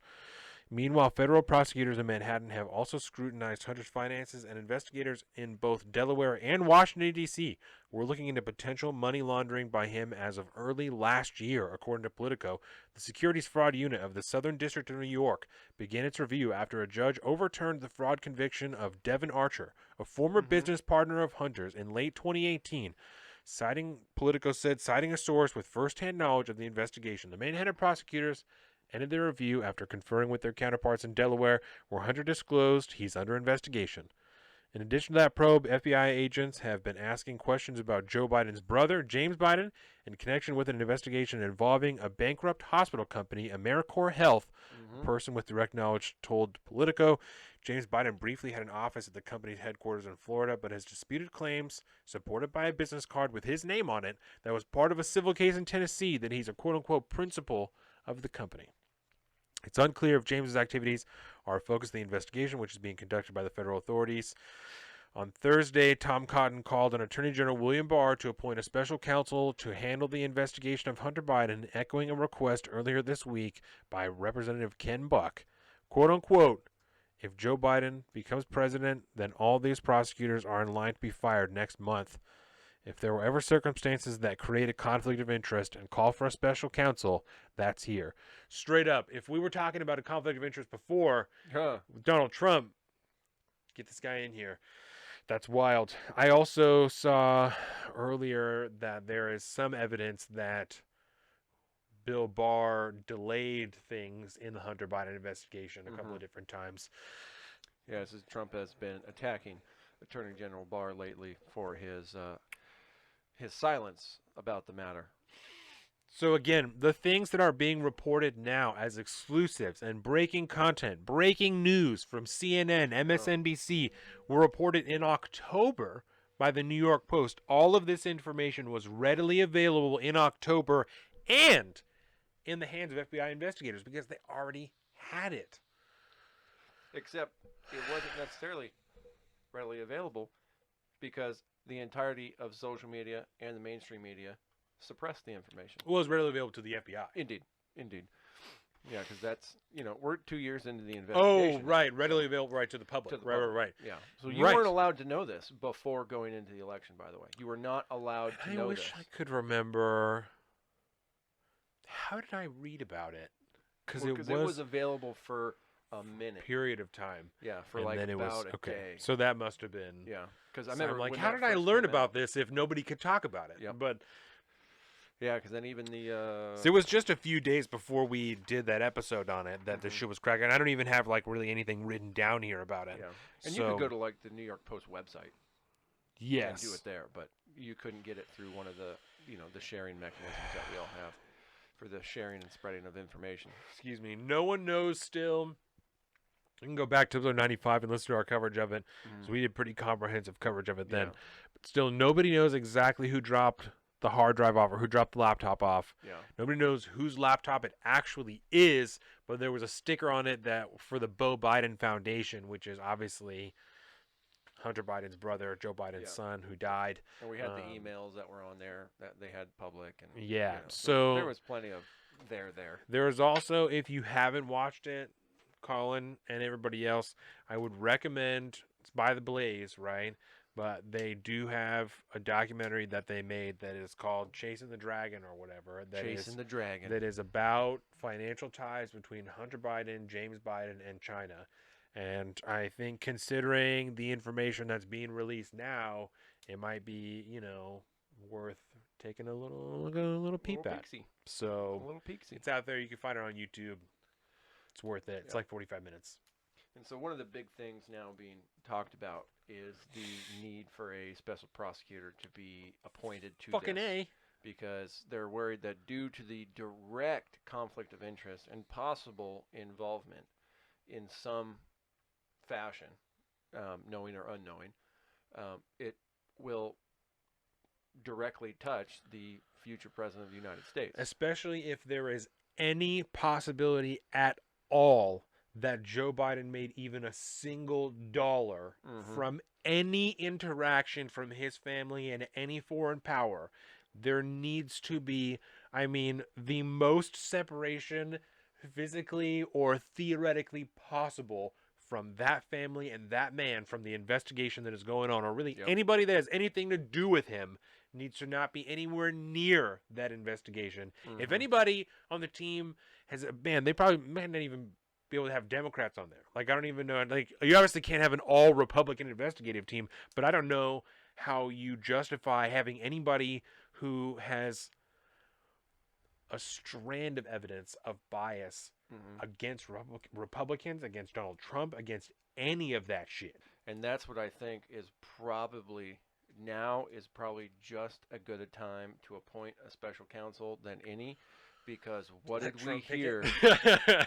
What did we hear the entire time about the special counsel during the Russia investigation? Trump was railing on all these FBI people. They were all Democrat sympathizers. They're all leftists. They're all blah, blah, blah. They were all out to get him. Well, then appoint the same people to do this, because now it's going after their guy. I mean, there's no conflict there, I guess. You know, you can reliably trust a Trump-appointed special counsel at that point, because all he did was rail against how they couldn't be impartial to him. So the Democrats should love it. They should love the opportunity to get a fair and honest investigation of this situation to clear the name of the great and illustrious future president of the United States, Joe Biden. But I think that the Air Force 2 flight needs to really be looked into. Yeah. Because there might be a way you can get around that. Be like, well, I'm heading over to China anyways to go talk with Xi in the the People's Republic of China. So just come with me. You got some shit to do. That's cool. You can fly on the plane. Sus, yeah, but maybe not illegal. I just don't I don't know. I guess I don't know whether or not it's illegal. It seems like it should be, for somebody to be able to fly on a government plane to do private business in a foreign country sounds like it should be illegal. That doesn't sound like that should be something that should be able to do. Air Force 2 got to be a big plane. Why can't you bring your friends along? We'll have a little mini vacation while I'm over in China. Maybe if they're not your kid. I don't know. Yeah, but then again, this is just the same exact corruption that has existed for, as long as we've been alive. Let me ask you this. Yes. I already know what the answer is, but if Donald Trump Jr. flew on Air Force 2 with Mike Pence, right? Even if it's not Mike Pence's kid, it's Donald Trump's kid, flies with Mike Pence on Air Force 2 to fucking, I don't know, wherever they're making money at. And they go and he does a business deal and then he comes home and it's whatever. And maybe there's evidence that, Mike Pence had something to do with it and maybe not. And there's, who knows? Who knows? Are people not going to flip the fuck out? Hard, yeah. Well, they may not, but they should. They definitely should. The people who don't care about it happening with Joe Biden, are they not going to flip the fuck out? Yeah, no, I get it. There have been so many things just in the last few months that it's like if you just switched names, these same people who are telling you not to care would be burning things down. Literally burning things down if you switched names. And it's insanity, They still are, to be perfectly honest. You see, quick aside before we get into I'm scared for what happens around Inauguration Day when there's like an actual transition of powers. If there's still this many people in D.C. that are convinced the shit has been stolen. I saw people legitimately. We're gonna talk about this when we get whatever about there's been legislators in Texas that have vowed to introduce Articles. referendum for Yeah. secession, right? So they can allow the citizens to vote on it. And then Yep. when the lawsuit was going on, and you have more states that are signing on to it and writing things in favor of it, there are people that are like, well, looks like the fucking sides are getting drawn up here. Oh, yeah. You see that? That's unsettling. See That the is picture unsettling. of what was it? It was the Canadian United States or something, and then, and then Jesus Land. Oh no! I like how it was Jesus Land. Jesus Let me Land. see if I can find a picture for the people of Jesus Land, because That's that was unsettling. That there's it was so anybody upsetting. It who was is so- talking about sides being drawn up within America. That's unsettling to me. Oh, this is it. This is it. This is Jesus Land. Oh my God! Let me find. It Let me go to. scoops down to California. Oh That's hilarious. yes, sir, it does. And then I gotta hit number 4. This article has multiple issues. Thank you, Wikipedia. That's Yeah. so awesome. So you've got because there's a couple different the versions of United it. States of Canada. Because some of the Canadian provinces may or may not sign on to become Jesus Land too. Besides, that little chunk of dirt right there, I mean, that's some prime territory. We can do a lot of hunting and fishing in that area, Yeah. brother. That'd be real nice. But yeah, that's the supposed map of Jesus Land, That's so awesome. and I think it was the Canadian United States or something like United that. States of Canada. Yep, there it is. That's awesome. So it's just some ridiculousness. I'm a big fan of that. That's really funny. Yeah, but the idea. California has been trying to secede for decades. Yes. Okay, it's not going to happen. It is The eastern half of constitutionally- Washington State. Yeah, it's constitutionally Liberty. prohibited. The minute a state secedes from the union, by de facto, constitutional whatever the fuck, necessitates a civil war, because now the union has been split. You got to do battle, man. It doesn't. None of this works like this. When I shared that article on Low Twitter, information voters. when That's I what shared this that is. article on Twitter, I said, you don't have that many guns, Texas. You Mhm. got mad guns, but you don't have more guns than the other 49 states. Yeah. You got a lot of guns, but not that many guns. Yeah, and we'll briefly talk on it when we briefly go over what happened in Texas with the Texas lawsuit. But Yes. yeah, there was a great number of people that were siding with this lawsuit, and the lines were being drawn, which was very interesting. And then it just kind of went away, poof, last night. Yeah. So let's talk a little bit more about China. Not so much on Hunter Biden, but on people Spies. like Eric Swalwell. Oh, that was so And funny. I almost feel bad for this guy, almost. And this was a while back during Yes.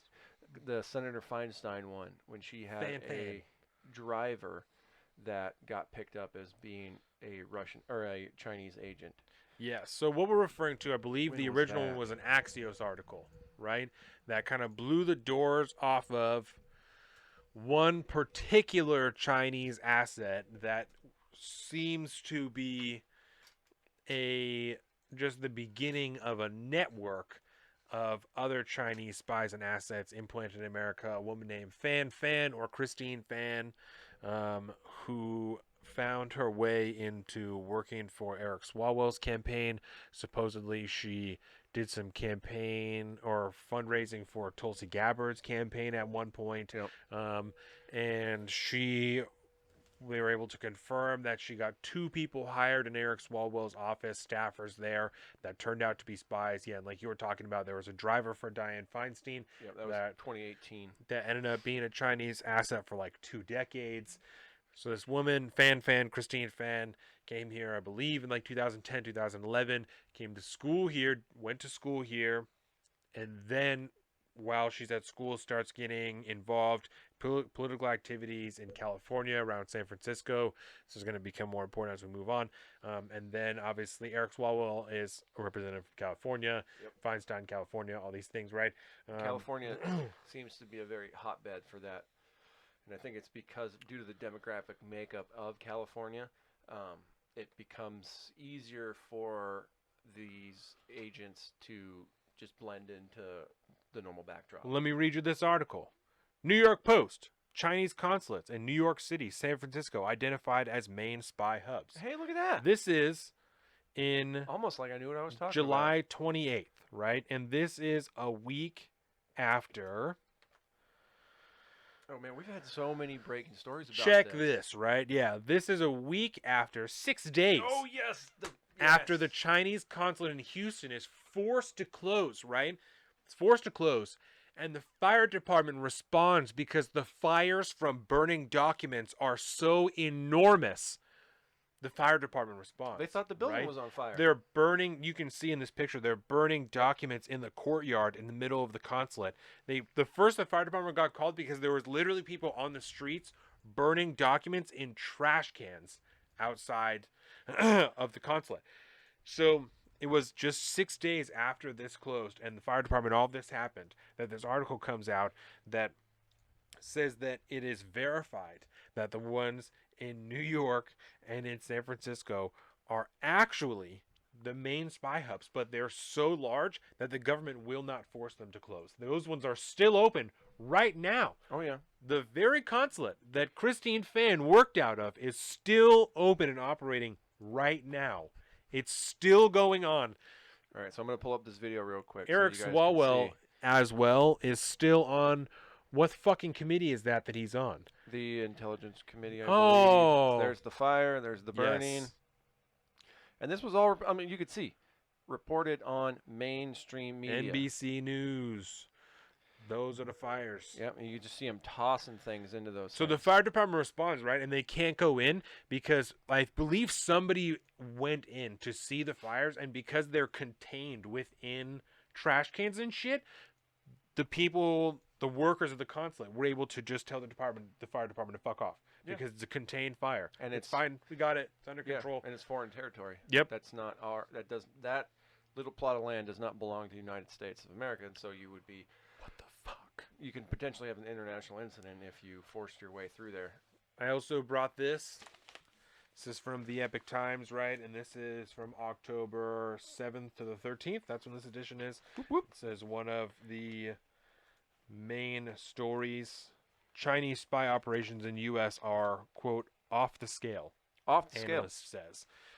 And we had that whole series of stories from When Zeke was on. Zeke was yeah. on, and I had, I think, 8 newspapers that I brought here, all in concurrent weeks, and like 6 or 7 of the 8 had front page stories, right? And this is, again, this is a newspaper that's focused on China. It's focused on the Chinese Communist Party, so it's not like super weird, but the idea that they're all front page stories related to spying in the United States and what are they, all I can think is concierge, but that's not the right. No.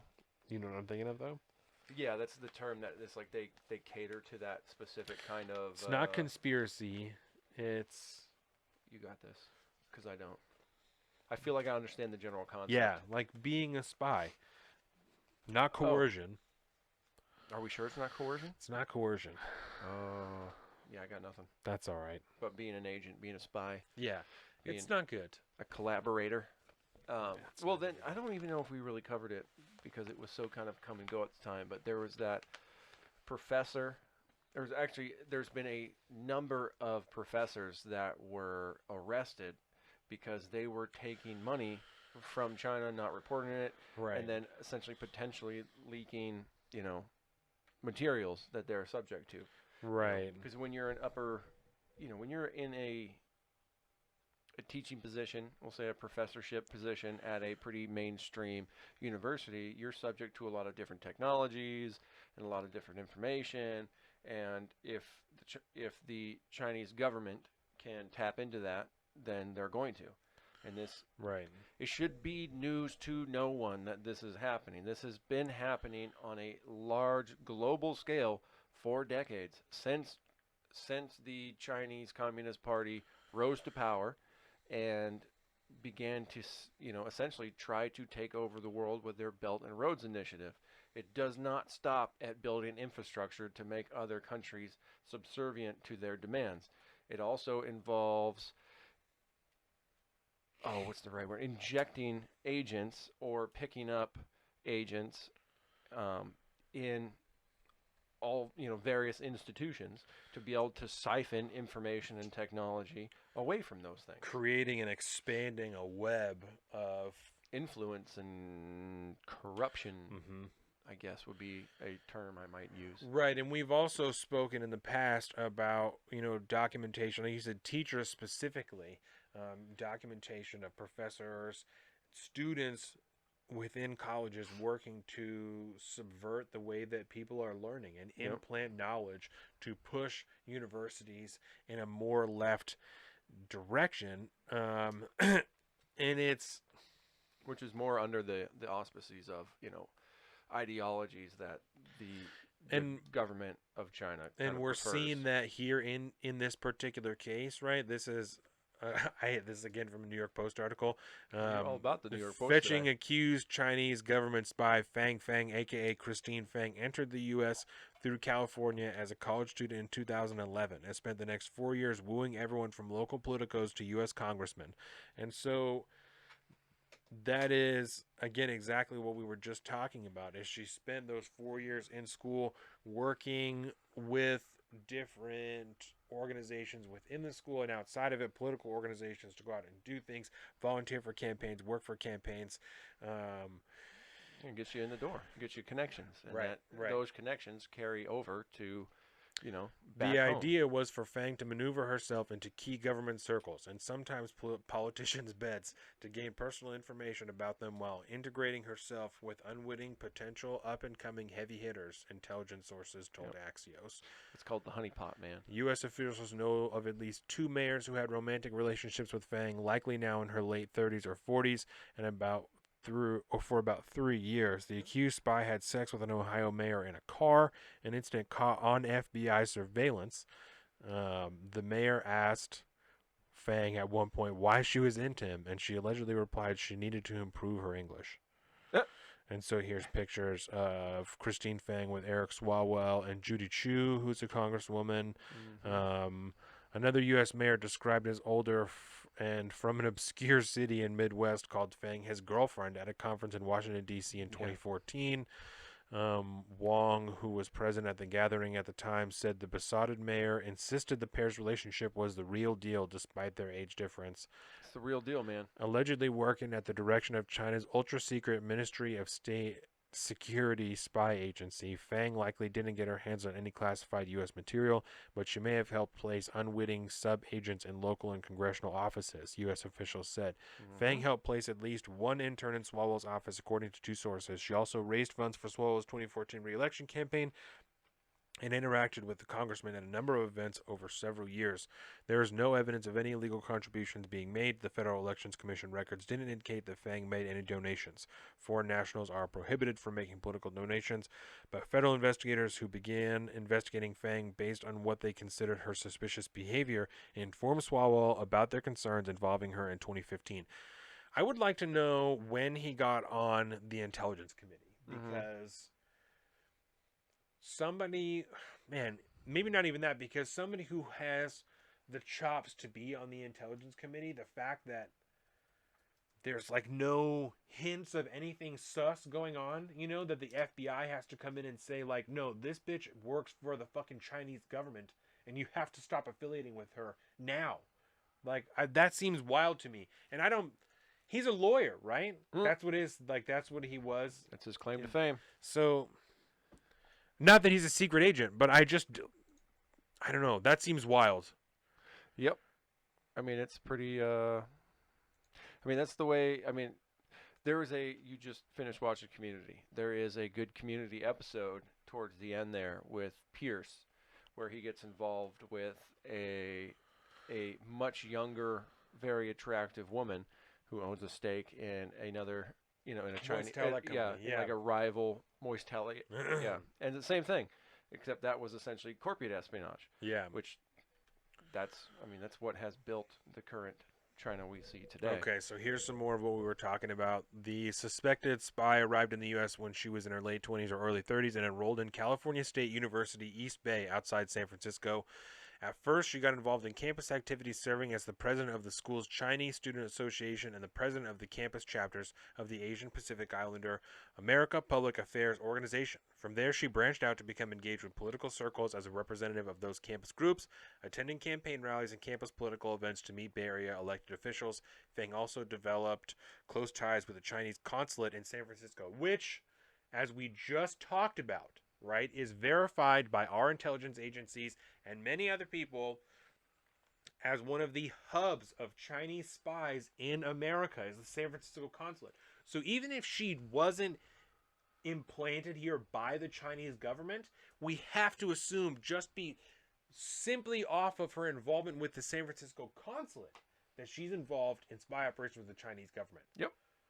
Even if she came here on her own volition, right? Because that's one of the big allegations coming out of Chinese consulates specifically, is them recruiting people, is implanting people in schools to recruit people, to push people towards the consulates, towards political activities that people like this are working with, right? So I feel also safe assuming that there are other people, other students they had going to the same school that are pushing Asian American students to join these groups that Christine Fang is leading operations in, right? I'm sure that I'm not sure. I can't say that. I assume that she, scooped up or created at least a few more agents, right? They're saying she got one person hired at Swalwell's office and then 2 other people doing whatever, I think. But I wouldn't be surprised if there's even more people that she groomed and brought into the consulate that are doing other work outside of those people's offices. And you could be an unwitting co-conspirator to a point, you know what I mean? She was everywhere. If you were feeding information, because this is how these things work, and it has been commonplace for this to happen since, the days of the Cold War. I mean, these are tactics that have long been around, and they're generally things that you can get everyday patriotic Americans to do without them even knowing it. You have let's just use Fang as like one example, right? She can bring on 3 people and get them installed at base positions in politics or in industry or whatever it is, and they just maintain a friendly relationship. They talk, they share stories, and then every now and again, once you get tight with people, you can like talk about like a little secret stuff, whatever, and it all goes to the number one, which brings it back to base, and then those people do the same thing, right? And it pyramids on down, so you can get a massive network of unwitting, unknowing co-conspirators that are feeding vast amounts of information to an adversarial power. Yeah. And it's not like this is a new thing. It's just we're finding it. And these are situations that are coming to light. To that point, this is from Raj Salwan, a Fremont city councilman. She was everywhere. She was an active student. I was surprised at how active she was and how she knew so many politicos. Fang gained access to mayors by attending regional mayoral conferences as she expanded her network of contacts nationally. Soon, Fang was collecting private information about the politicians, including their habits, schedules, social networks, and even rumors about them. Her plan was, quote-unquote, a long game plan, meaning her role was to strike up a relationship with you and see if you move up the line. And that is from former Fremont, California Mayor Bill Harrison, referring to what he said FBI officials told him at the time. As Fang made her way through the ranks, she was perceived as both charismatic and well-liked, and secretive and suspicious, acquaintances told Axios. Fang never talked about her family or home, said those who knew her. Excuse me. She came on the Fed's radar during their surveillance of another suspected Chinese working as a diplomat at the San Francisco consulate, a U.S. counterintelligence officer told the site. So that's exactly what you're talking about. Yep. Is her then reporting all this other shit that she knows back to this spy. And so again, even if she didn't come here as a spy, she picked up because she's talking to a spy so much at the Chinese consulate. Oh my God. So what do you do about this? Fang was meeting with the accused spy lot, prompting the feds to begin looking into why she was, quote, always traveling around the country, getting close to polls herself, a U.S. intelligence official said. U.S. federal authorities started briefing local and national politicians about the potential dangers of associating with her. Fang apparently got wind that the feds were onto her and fled the country in 2015, presumably heading back to China. Wow. So now she's gone. Probably forever. Oh, yeah. Oh, yeah. She's back, and she's probably somewhere else in the country, to be honest. Or not in the country, but in another country. This type of shit is happening all over the place. And the idea that we knew about it in 2015, I guess, okay, there is obviously some tactical value in allowing the San Francisco consulate to stay open, right? In allowing it to, because if you shut it all down, they're going to go somewhere else. At least here, you know that it's happening. You can try and monitor it. You can try and keep a beat on it. But if you close this down, you close down the New York City Chinese consulate, they're going to start doing this shit somewhere else. Then Yep. you have to find out where it's going on. You got to find the new players. You got to find all that stuff. Where here, at least you know that it's going on.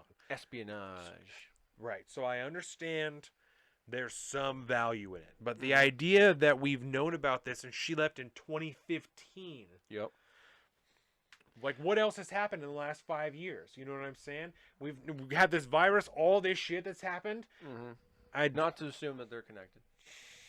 No, but I have to assume that it's only gotten worse in the last 5 years. Oh yeah. Oh yeah, it's become exponentially worse. And I don't know, just when you look at what the government of China has done as a whole over the last 5 years, how they've gotten so much more aggressive. You know, it's like, and it's not that, you know, the amount of espionage that is taking place is you know, exponentially more than it used to be. Now we're just being able to shine spotlights on it, this, that, and the other thing. But you know what has happened to China in the last 5 years to kind of, you know, they've kickstarted a lot of these things where all of a sudden, you know, what seemed to go from like a 100-year plan seems to be compressed down to like a 50-year plan, which has necessitated a little bit more transparency in some of the acts that you do. I don't know what's causing that, but it is becoming really, really interesting because stories like this are only going to get more numerous. Right. Although, depending on the stance on China that the new administration takes, we may not hear about it as much. It's, you know, we can only see what happens. But Which is terrifying considering Yeah. the connections that we're now being shown between the Biden family and China. The Yeah. idea that this would not be... I mean, because we have nothing video more clips than- of Joe Biden talking in the past about, you know, a strong China is good for everybody, and Yep. we need to repair relationships with China and do this shit. And I don't think that this is a time where we need to be buddy-buddy with China, in which we're seeing that they are actively trying to fuck with Yeah. our country and our politics. I And who don't was think this is the time to be trying to get closer to them. Who like- reopened China? Was that Nixon? Yes. Okay, because there does need to be something said about where China is now compared to where they used to be just like in the 80s. I would say it's probably safe to assume that millions, if not tens or hundreds of millions of people's lives have been greatly improved by the siphoning of money and information and technology from the United States in China, which on a humanitarian level is a good thing. And yes, Right. but conversely, But we don't need to do it. They're good now. Shut it down. No more espionage. Yeah. Let's shut it the fuck down. Well, I they're, mean- they're a more or less a first world power now. They're definitely a first world power now. They have spots that are very third worldish, but as a whole, right. you know, not to No, because Oh. because we are now at the point where we are bolstering them so much that we are financially benefiting yes. from their human rights abuses and shit like this. I mean, just fucking Mulan, like we we're talking about. You know, Mulan being filmed in the same province in which the Uyghur Muslims are being hemmed up and their organs are being stolen and they're being locked up in what they're calling re-education camps, which is just as bad as a concentration camp. it's a concentration camp. They're stealing people's hair and their organs. They're killing them. Re-education camp and concentration camp It's are the same thing. It's the same They thing. always have been. You can't There just call it something else. are people in literal, actual concentration camps, and we are in America talking about how Trump is Hitler. And we are watching anymore. NBA and paying $30 for fucking Mulan and doing shit that Yep. just doesn't. It doesn't make sense. The cognitive dissonance that you have to take part in to be able to do all these things and not give a shit is Mhm. shocking. You know what I'm saying? And I'm not like at least you are of the conscious awareness Yes. of what the fuck is going on, and That you're like, my yeah, but also the 1799 Mandalorian. Like you know what I'm word. saying? Like you know what's up. You're Yep. not ignoring what's happening. You know, you acknowledge The reality is of the good. situation. and you are doing your part on this show in your private life to spread the knowledge of like this is fucked up, to talk about things like the fucking NBA where people, owners of teams, cannot even Don't be looking at just that. say free Hong Kong. You Can't know what I'm say that. saying? Can't even say shit like that align directly with our base politics in America. We can't even say that shit because they're making too much money over there. You know, like you said, there is a tipping point here in which we are invested too heavily in what's going on there that we're not even able to speak openly about the horrible things that are happening there. Oh yeah, and that same train of logic needs to be understood. That after we get done talking about this, I should show you that message. Actually, you got it on your phone too. We need to understand something here, right? That we live in a world now where you cannot own an iPhone without it being made by what is essentially slave labor. You cannot buy a pair of Nike shoes. You cannot buy most of the items that we have and use on a daily basis without somehow or other financially contributing to this situation. So it is 100% unrealistic to say that due to China's, due to my fuck China stance, I'm not going to participate in anything Chinese because you can't go to Walmart. You can't buy anything that's cheap. You probably can't support half of Jeff Bezos. I mean, much less you get involved with the conversation just around supporting that type of industry altogether. That's how we live the lives we do. The taking advantage of third world nations and underprivileged people and people that live under, essentially dictatorships and authoritarian regimes are always taken advantage of by a consumer capitalist society. And I don't know any other way to get around that. No matter what you do, no matter what you buy or don't buy, you will still be contributing some way. Unless you're a hippie living in a field growing your own food and building a house out of your hands by not, with the materials you have around you. Something's going to happen that you're going to financially contribute in it. Either that or until the entire world is developed into like a first world nation where everybody is on the same plane as far as rights and equality and fairness and morals. Did we mention the Great Reset yet? Yeah, there you go. Well, because what essentially the only way to get around that, right, would be to take like the Bernie Sanders AOC stance or ideology of spreading the wealth out.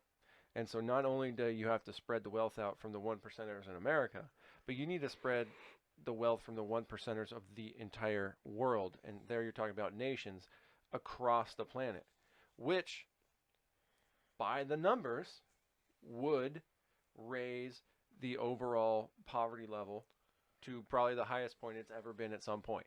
But to do that, you need to bring other people down and blah, blah, blah. And then there's no one world government that you need to maintain the autonomy. But as there shouldn't be. Yeah. But on the other topic of China, did you see the stories about the super soldiers? No. Okay. Well, we won't really need to talk about it so much, Colin? Yeah, because you remember the CRISPR baby that was made in China underneath the radar from that one dissident. If you guys don't remember, he made a baby that's immune to AIDS. Yes, which seems like a miracle, doesn't it? It's a super baby. Already, it's immune to AIDS. It's immune to AIDS. No AIDS. And so these stories came out, let me see, last week. We'll go ahead and pull this one up. Super soldiers. Again, NBC News. China has done human testing to create biologically enhanced super soldiers, says U.S. official. Top U.S. official. Washington, United States intelligence shows that China has conducted human testing on members of the People's Liberation Army in hope of developing super soldiers with biologically enhanced capabilities. What the fuck? Oh, yeah. Okay, so I'm going to here's your totally free homework for the rest of the week because you're going to become obsessed with this situation. Because how can you not? What were they fucking with? Like, does it say like any type of specifics, or just that they were fucking with them? Using essentially CRISPR. So carry the CRISPR technology, which created the AIDS-free baby. What else can you do? Can you boost muscle mass? I mean, of course, nobody really knows what actual experiments they're doing, but you can say without a doubt they definitely are. Well, so the idea behind CRISPR is that you can take one of the ideas behind it is that you can take the genes from other creatures, right, and implant them inside of human DNA, because there are some things, like octopuses and shit that can like regrow their arms and whatnot, or like camouflage themselves. That's the idea, is to be able to isolate that gene and then implant it within a human being. Yeah. Because you got to remember, all life on Earth is just that far separated on our genetic and DNA makeup. What if We're you not could that dissimilar. What if you could find whatever gene it is inside of an ant that makes it 10 times stronger, and like put that inside of a person? That's it's a thing. Oh, This is actually. Oh God. This is where Alex Jones's transhumanist kind of conspiracy. Chimeras. Yes, because that's what you would call a chimera, a mix between two species. Right. Like that. And that's. So that's happening, by the way. Have fun with that one. That was from your mainstream NBC News, by the way. That's horrible. There's a lot of articles on it. You can What read kills all a super about soldier? Can you shoot a super soldier and will it just die? Depends. Is that how that works? Maybe you got backup hearts. Maybe you got, who knows? Who knows what the possibilities are? You can 5 get real, hearts. Whoa. I feel like there's a lot of biological things that would make that not necessarily possible unless you boosted the other systems and who knows. I don't have any service here, so I didn't get whatever text message you were talking about. Okay. But yeah, just I wanted that for your food for thought. So I'm trying to think what else was big in China news lately. I think that was the biggest one, because I remember that came out last week. But I just had to throw that in there because I knew if you hadn't seen that yet. Yeah. that'd be Well, a good no, one and to blow your mind with. we got the baby and stuff. That's why Jordan's not here. Oh yeah, work. So So that was happy China times. Yeah. Real quick, we got to hit Texas lawsuit and then we'll get out of here. China soldiers. So, Oh my God. I broke you. I'm sorry. That's horrible. That is terrifying. Might be your new hill to die on. Yeah, especially because in America we're like, that's fucked up. Nobody should be using CRISPR. Yeah, okay, until China has 1 million people that are all fucking super soldiers. Yep. In America we're still, and I'm not like, we need to be pushing for genetic altering, but I'm like, how long do you sit on your moral high ground while you know that China is enhancing people's genes to make them harder to kill? How long do you sit back and you're like, no, we can't do that because it's wrong? Because it's wrong. Well, it's happening. Yeah, well, that is why ethics and morality, ethics, that's like, they call it in that's the like scientific world, ethics. The robot that runs off of biological material. Yes. Like it consumes biological material, and that's how it powers itself. But you gotta train it to make sure that its favorite flavor is dirt. That way it just eats the ground, though, and everything's safe. Can't survive in the city, though, so it's going to have to start eating, That's people. fucked up, dude. That's fucked up. I'm really Welcome not a to fan Black of that. Mirror, I don't like that everybody. at all. I don't like that at all. I love it when I can break your brain with something. Oh, my God. Yeah, that's horrible. Okay, so really, really quick. The reason why it's going to be real quick is because it's basically a nothing story anymore, but it was a massive story building up all last week. And this was one of the last, it was seen as like the last effort the Trump campaign might have had to, quote unquote, steal the election, shift the election results to whatever, and have Trump win. And this was a lawsuit filed by the Attorney General of Texas, Ken Paxton, who also happens to be under federal investigation for bribery or, some weird stuff. Yeah. But he filed the lawsuit on Texas' behalf, suing the states of Pennsylvania, Georgia, Wisconsin, and Arizona about their election practices being, essentially, they did not follow the constitutional rules of their election within the state borders. You talked about this a little bit last episode about Pennsylvania. Yes, about Pennsylvania, because this is kind of where it all stemmed, was from the Sean Parnell lawsuit that he brought against the state of Pennsylvania along with someone else, going after the unconstitutionality of Act 77. Go back to last episode, you hear me talk all about it. And this essentially takes a similar stance to that in a way, but more broadly, and it's more procedural at this point, saying that due to the fact that these states did not follow their election rules within the grounds of their own states, due to the fact that Texas is involved in the Electoral College just like they are disadvantaged because they've had 4 swing states that, due to them not following the rules, potentially change the election, right? And so they submitted essentially a petition to the Supreme Court. That's what this lawsuit really was. It was a petition to the Supreme Court to have their case heard. Right, because that's the only way that a state can sue another state is in the Supreme Court. Yeah, and the reason why it was going to the Supreme Court is because the Supreme Court has sole jurisdiction over conflicts between states. Now, this was going to be the big story. It was a massive question on everybody's mind. What was the Supreme Court going to do? Were they going to take it up? And then if they did or did not take it up, what was going to, the outcome going to be? And subsequently last night, the Supreme Court put out a statement to the effect of, actually, let me just pull it up and I'll show everybody on the screen. Boom. December 11th, 2020, order of pending case. Texas v. Pennsylvania, etc. The state of Texas motion for leave to file a bill of complaint is denied for lack of standing under Article 3 of the Constitution. Texas has not demonstrated a judiciously cognizable interest in the manner in which another state conducts its elections. All other pending motions are dismissed as moot. So in other words, the court saying that just because you don't like the way a state is not following the laws of that state does not mean you can have the federal government come in and tell them how to meet the bounds of their laws. Right. Period. Because the statement from Justice Alito and Thomas were the 2 justices that more or less, voted in dissent on this situation, even though it's not a full vote, so there's no dissents or anything like that. But they did release a statement that said, in my view, we do not have discretion to deny the filing of the bill of complaint in a case that falls upon our original jurisdiction. See Arizona versus California, so on and so forth. I would therefore grant the motion to file the bill of complaint, but would not grant other relief. I express no view on any other issue. So in other words, Alito and Thomas are saying that they don't think the Supreme Court should have just said, no, we won't hear the case.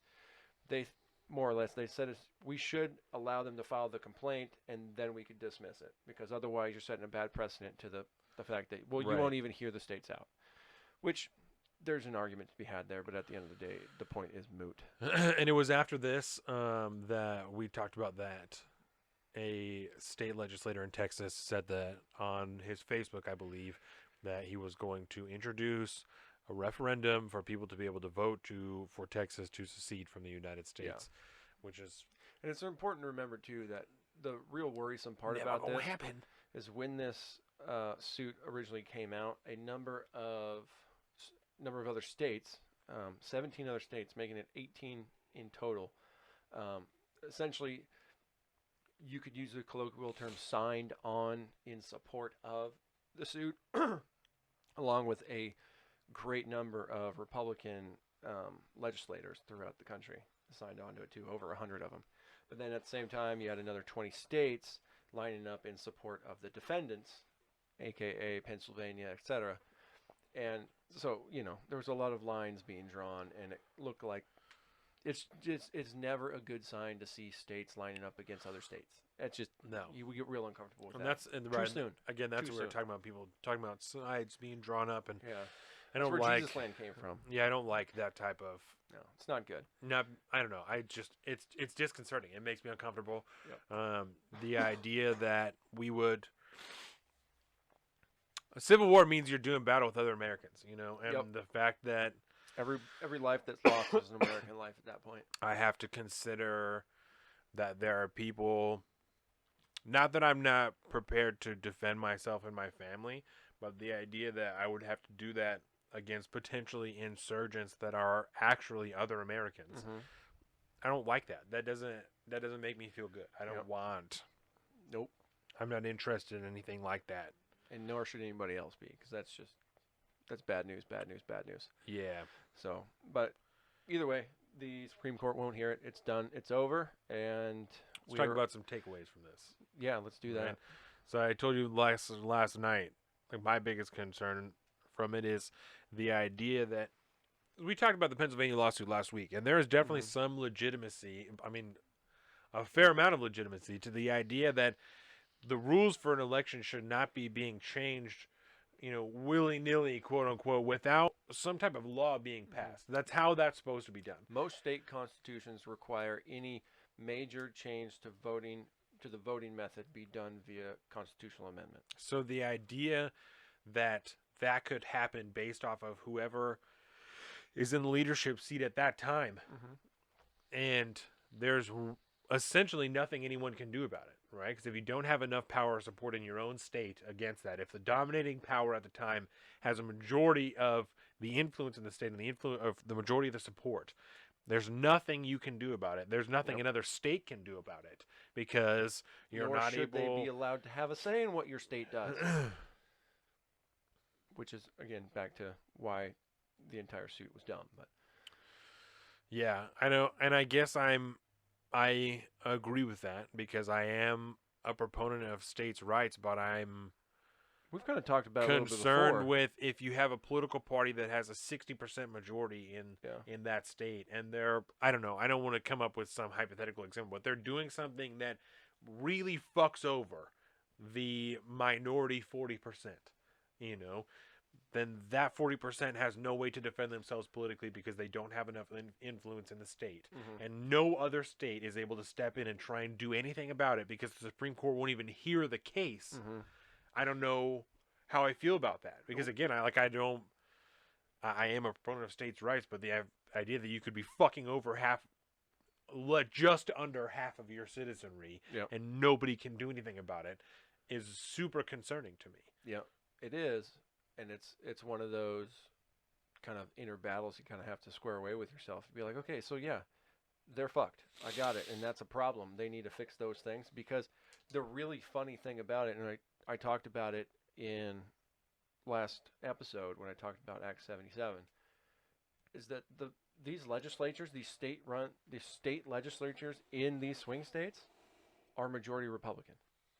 So that all of these voting laws and all these things that they should have had in place or they should have passed laws to make these things done were not done. They were not done, period, full stop. But the procedures were put in place anyways. These, I'm just going to go ahead and say, cowardly legislators chose not to fight these battles or not see that these battles needed to be fought in their own states before the election or while this was all being talked about, because we've been talking about massive mail-in voting now for how long? Right. A better part of a year? Especially most since the of coronavirus. the year, yeah. Which, I mean, so I have zero sympathy for these people. I have none. I'll talk a little bit more about that in My Hill to Die On this week, but when it comes to it, like, I understand that there's some fuckery going on. And I do personally believe that the election in Pennsylvania was 100% done unconstitutionally. Period. There's no way to fix it because I'm not about to get in there and tell Pennsylvania what they can and can't do in their state and how they're going to uphold their laws or hold their laws. But those are state laws in their state. I get that. But I think a failure of the legislator to act, or a legislature that is so corrupt that it chooses to pass these laws, because that's the other thing, Republican, especially with Act 77, it appears as if the Republican legislature knew that it was unconstitutional, knew they couldn't get that passed, and so they just passed it anyways without amending the Constitution because they wanted to get it by. And that's, and that also, the fact that you would have these state legislatures supporting this bill in the states where they got elected kind of pisses me off even that much more. Yeah. Fucking hypocrites. I've been trying to do real good about not swearing this episode and just in general, but those fucking hypocrites, they deserve everything they got. They deserve to have their state, their state election not go the way they wanted because whether it be corruption or ignorance, they have failed their states. And they have failed the rest of the country, and they need to be held accountable. And every state should be putting pressure on them to fix these laws. Yeah. I think it would be great if states were suing each other all the time if they had hypocritical laws on the books and weren't following. Be like, you guys need to do this or change the law. Because if we are nothing, we are a nation of laws. And that's the way we are established. We can't have a bunch of arbitrary laws that nobody chooses to enforce.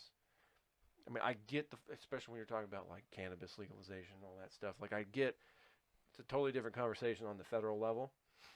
But when it's state laws, like this is our shit. We get to do what we want to do here. States' rights, people. We want these things. And when we all have federal laws that are kind of general rules for all the states to follow to make sure nobody, everybody's, doing all right. None of the major things being broken. But other than that, you can have California. That's fine. You can build yourself a failing state if you so want to, because that's your prerogative. Yeah. You could do whatever you want. It's your state. I don't know where I wanted to end that, but little rant there. But I'm fed up with these people, and I have zero sympathy for these people that are fighting to get those swing states to, because essentially they don't want to change the vote necessarily. They want the state legislatures to essentially declare that the election is in dispute. Right. And in these states, if the election is in dispute, the electoral votes go to essentially the legislatures to appoint the electors, in which case they're Republican legislatures, and so those votes would go to Trump. But I got no sympathy, and it's over at this point. I don't see any way at this point that Trump could maintain, could find any way to get around the election. Yeah, this was the last shot. For those people, there's been a lot of, stop the steal, the steal. Every single U.S. election is stolen from one side or another. That's what this is political warfare. This is how it's done. It's not the way it's supposed to be done. But our factionalization and our division in our two major parties warring against each other, taking all these hardcore stands, this is political warfare. Yeah. This is every single party does everything they can. A lot of times it's below the board during election time to try to win. Yeah. If you think that we've had super honest, unsus elections, going back any time but now, this thing was, no, man. It's always dirty, and it always has been, because our transparency in elections is disgusting. We do not have transparency. We got a hazy glass. That's our hazy. We can kind of see that there's people inside and moving around.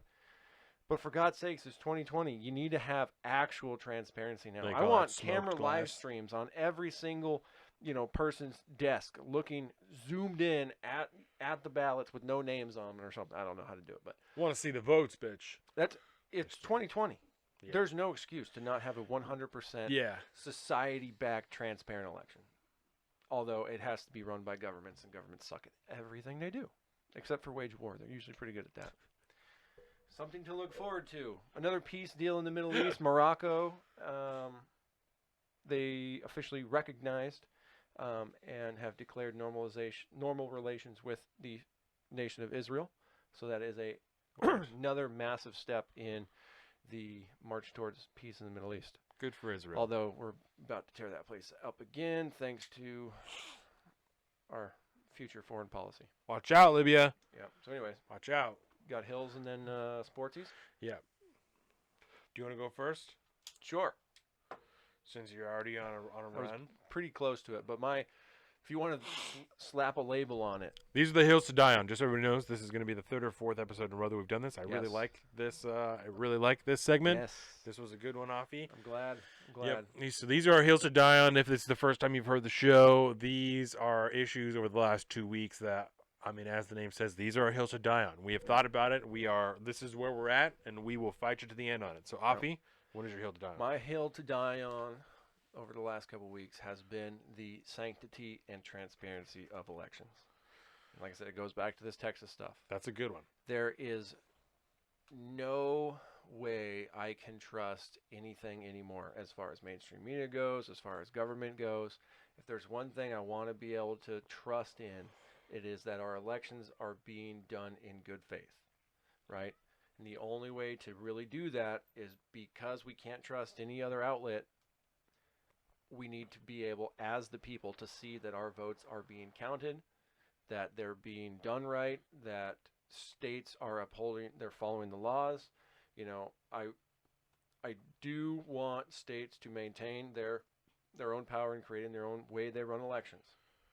But I would love to have some kind of, you know, interstate, representation where, we can find best practices and we can have seminars with the government from other states and think tanks. Who the fuck cares? I don't really care at this point, but like how you do it, don't know. But like I would love for everybody to try to find some best management practices for holding transparent elections that can withhold the faith of the United States people.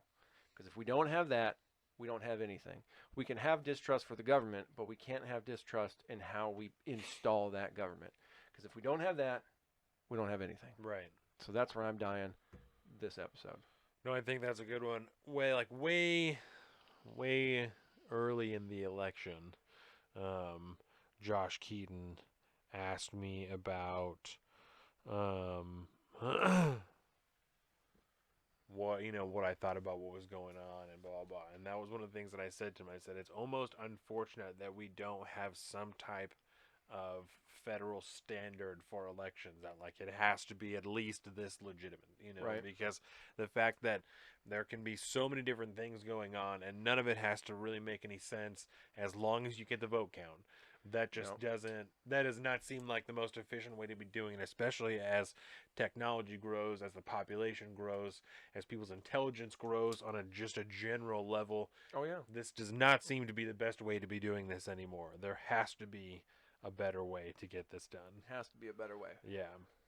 The fact that there's any kind of conversation about a legitimacy of a voting machine, the fact that that conversation can be had with any air of skepticism, Yes, means that we should not have that. We Period. have. Period. Full stop. I should have brought the newspaper. There was a guy in Michigan who was like a aerospace engineer or something, and he was an election monitor, and he was saying that the vote counting machines in Michigan, some of them were hooked up to Ethernet cords. They're hooked up to the internet. That's not good. No, they're not. There's no reason that a vote counting machine is hooked up to the goddamn internet. And I said that to Jordan last night. She's like, "Well, that's how they should be, right?" Hard no. And I don't blame her, right? And that's why we don't vote on cell phones. I use that as an example of how much people don't fucking understand about the elections and how it happens. Because she's thinking that it's the machine that somebody votes on and then like hands it in or whatever. I was like, no. But even that shouldn't be hooked into the internet. I was like, none of this should be on the internet. Nope. Yeah. It should be done with, you could do it with like 90s level software on a computer that would have been, called a hunk of shit in the in 2000. Yeah. The computing power, that's all the computing power that would be required. It'd be super simple, not that difficult. But, there's also a perverse incentive there because you have a private market that creates voting machines and sells them to governments around the world. And that's not good. Yeah. That's not good. Yeah. So that's what I would like in the world. That's I'm putting my flag here. Going down. All right. Colin's last stand. My hill to die on this week. Let's see, how do I word this? My hill to die on this week is a little bit of a message. It's to the Democrats that voted for Joe Biden. It's that you guys need to watch Joe Biden and Kamala Harris like a hawk. Mm-hmm. Because the letter behind their names does not necessarily mean that they represent your values. Let me give you an example of how Republicans were disappointed by Donald Trump, right? The easiest way to say it is, in the last 4 years, there has been more federal gun regulation placed on America than in the 8 years of Barack Obama. Pretty much, I think everybody would be surprised to hear that, right? We're talking about bump stocks. We're talking about what's just happened with braces. That happened in 2018, that the letters were first sent out to SB Tactical saying that X number of braces were not approved, right? And these letters are just now being released by the ATF for people to see. We're talking about the raids on Polymer 80 that we talked about in the pre-show. We're talking about what happened with Honey Badger, that the ATF is changing all of these things at their discretion. Somebody who, again, is consistently talking about defending the Second Amendment and how the Democrats want to take it away and they want to do this. They want to ruin your Second Amendment. They don't even believe that you should have it. Has allowed the ATF to do all of these different things. None of this happened while Barack Obama was in office. Over the 8 years, none of these things happened. In 4, we've already had these things be taken away. So, a few things that we could point out, right? Things we just talked about Libya, right? Mm-hmm. Foreign policy, people running on bringing the troops home. We want to end these foreign wars. I think that it would be very interesting to see, maybe not even federal troops, right? But now that we have somebody who just came off the board in Raytheon, I'd be interested Yeah. to see how many defense contractors we have in these countries working on behalf of the United States, right? And as we all know, we've talked about Eric Prince a lot, who has rallied to try and privatize the war in Afghanistan, right? We have talked about how extremely dangerous it is to even lessen the amount of oversight that we have over what's happening on behalf of our country in foreign nations. The idea that there is potential for that to be increased under a party that has run on the idea of bringing home foreign troops, it's extremely concerning to me. So there would be many things that I would implore all Democrats to watch Joe Biden and Kamala Harris to ensure that they are not actively working against the reasons that you voted for them. Yep. Yeah, 100%. Make sure that these people that you elected, make sure you're pushing them and trying to hold them accountable for upholding the values that you elected them to push forward. Right.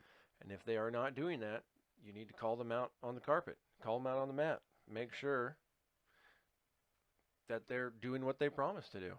I mean, this is something you heard a lot in the early years of the Trump presidency. Build that wall, that kind of stuff, like fulfill your promises. And then he was trying to go down the list, check, trying to do stuff. Mexico's going to pay for it.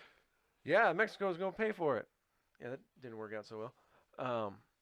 But yeah, I like that. And even to those Republicans that hated Trump so much they voted for Biden. Well, you're doubly more responsible now. You need to make sure that your vote is, stand behind your vote. Be careful what you wish for. That's right. Yeah. I think that's a good message for everybody. Excuse me. Uphold that shit. I think this is the first time, the first time I can easily recall, but certainly in a very long time, that we hit everything we said we were going to talk about. We've been getting better. Wow. 100 episodes in, and we're finally doing it. We're finally doing it. Okay. So now, sports. Okay. So we're out try here. to pull up my fantasy real quick. Last week, the Seahawks lost to the fucking Giants. It was disgusting. We played the Jets this week. If the Seahawks can't beat the fucking Jets, if we are the one, I'm pretty sure the Jets still don't have one win. I'm pretty sure the Jets' record is still 0-13. Let's see, Jets How record. is that even possible? Yeah, it's pretty gross. The same way that last week was the first week the Steelers lost. They were 10-0, 11-0, or whatever until last week, and they finally lost. Wow, it's horrible. Their schedule is just cake. The Jets are fucking terrible, but they also have a hard schedule, I believe. Yeah. So let's see. They generally do. Jets record. When I lived in New York, I was a Jets fan. Yeah. Just because, you just pick one. I was a Mets fan. I was not a Yankees-Giants fan. Because fuck the Giants. That's all I'm saying. Yeah, fuck the Giants. Manning, Eli.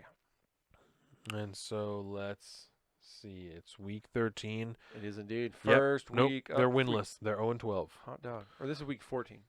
Yes. Yep. Yeah. First week of fantasy football. Nope, they're 0-12. Playoffs.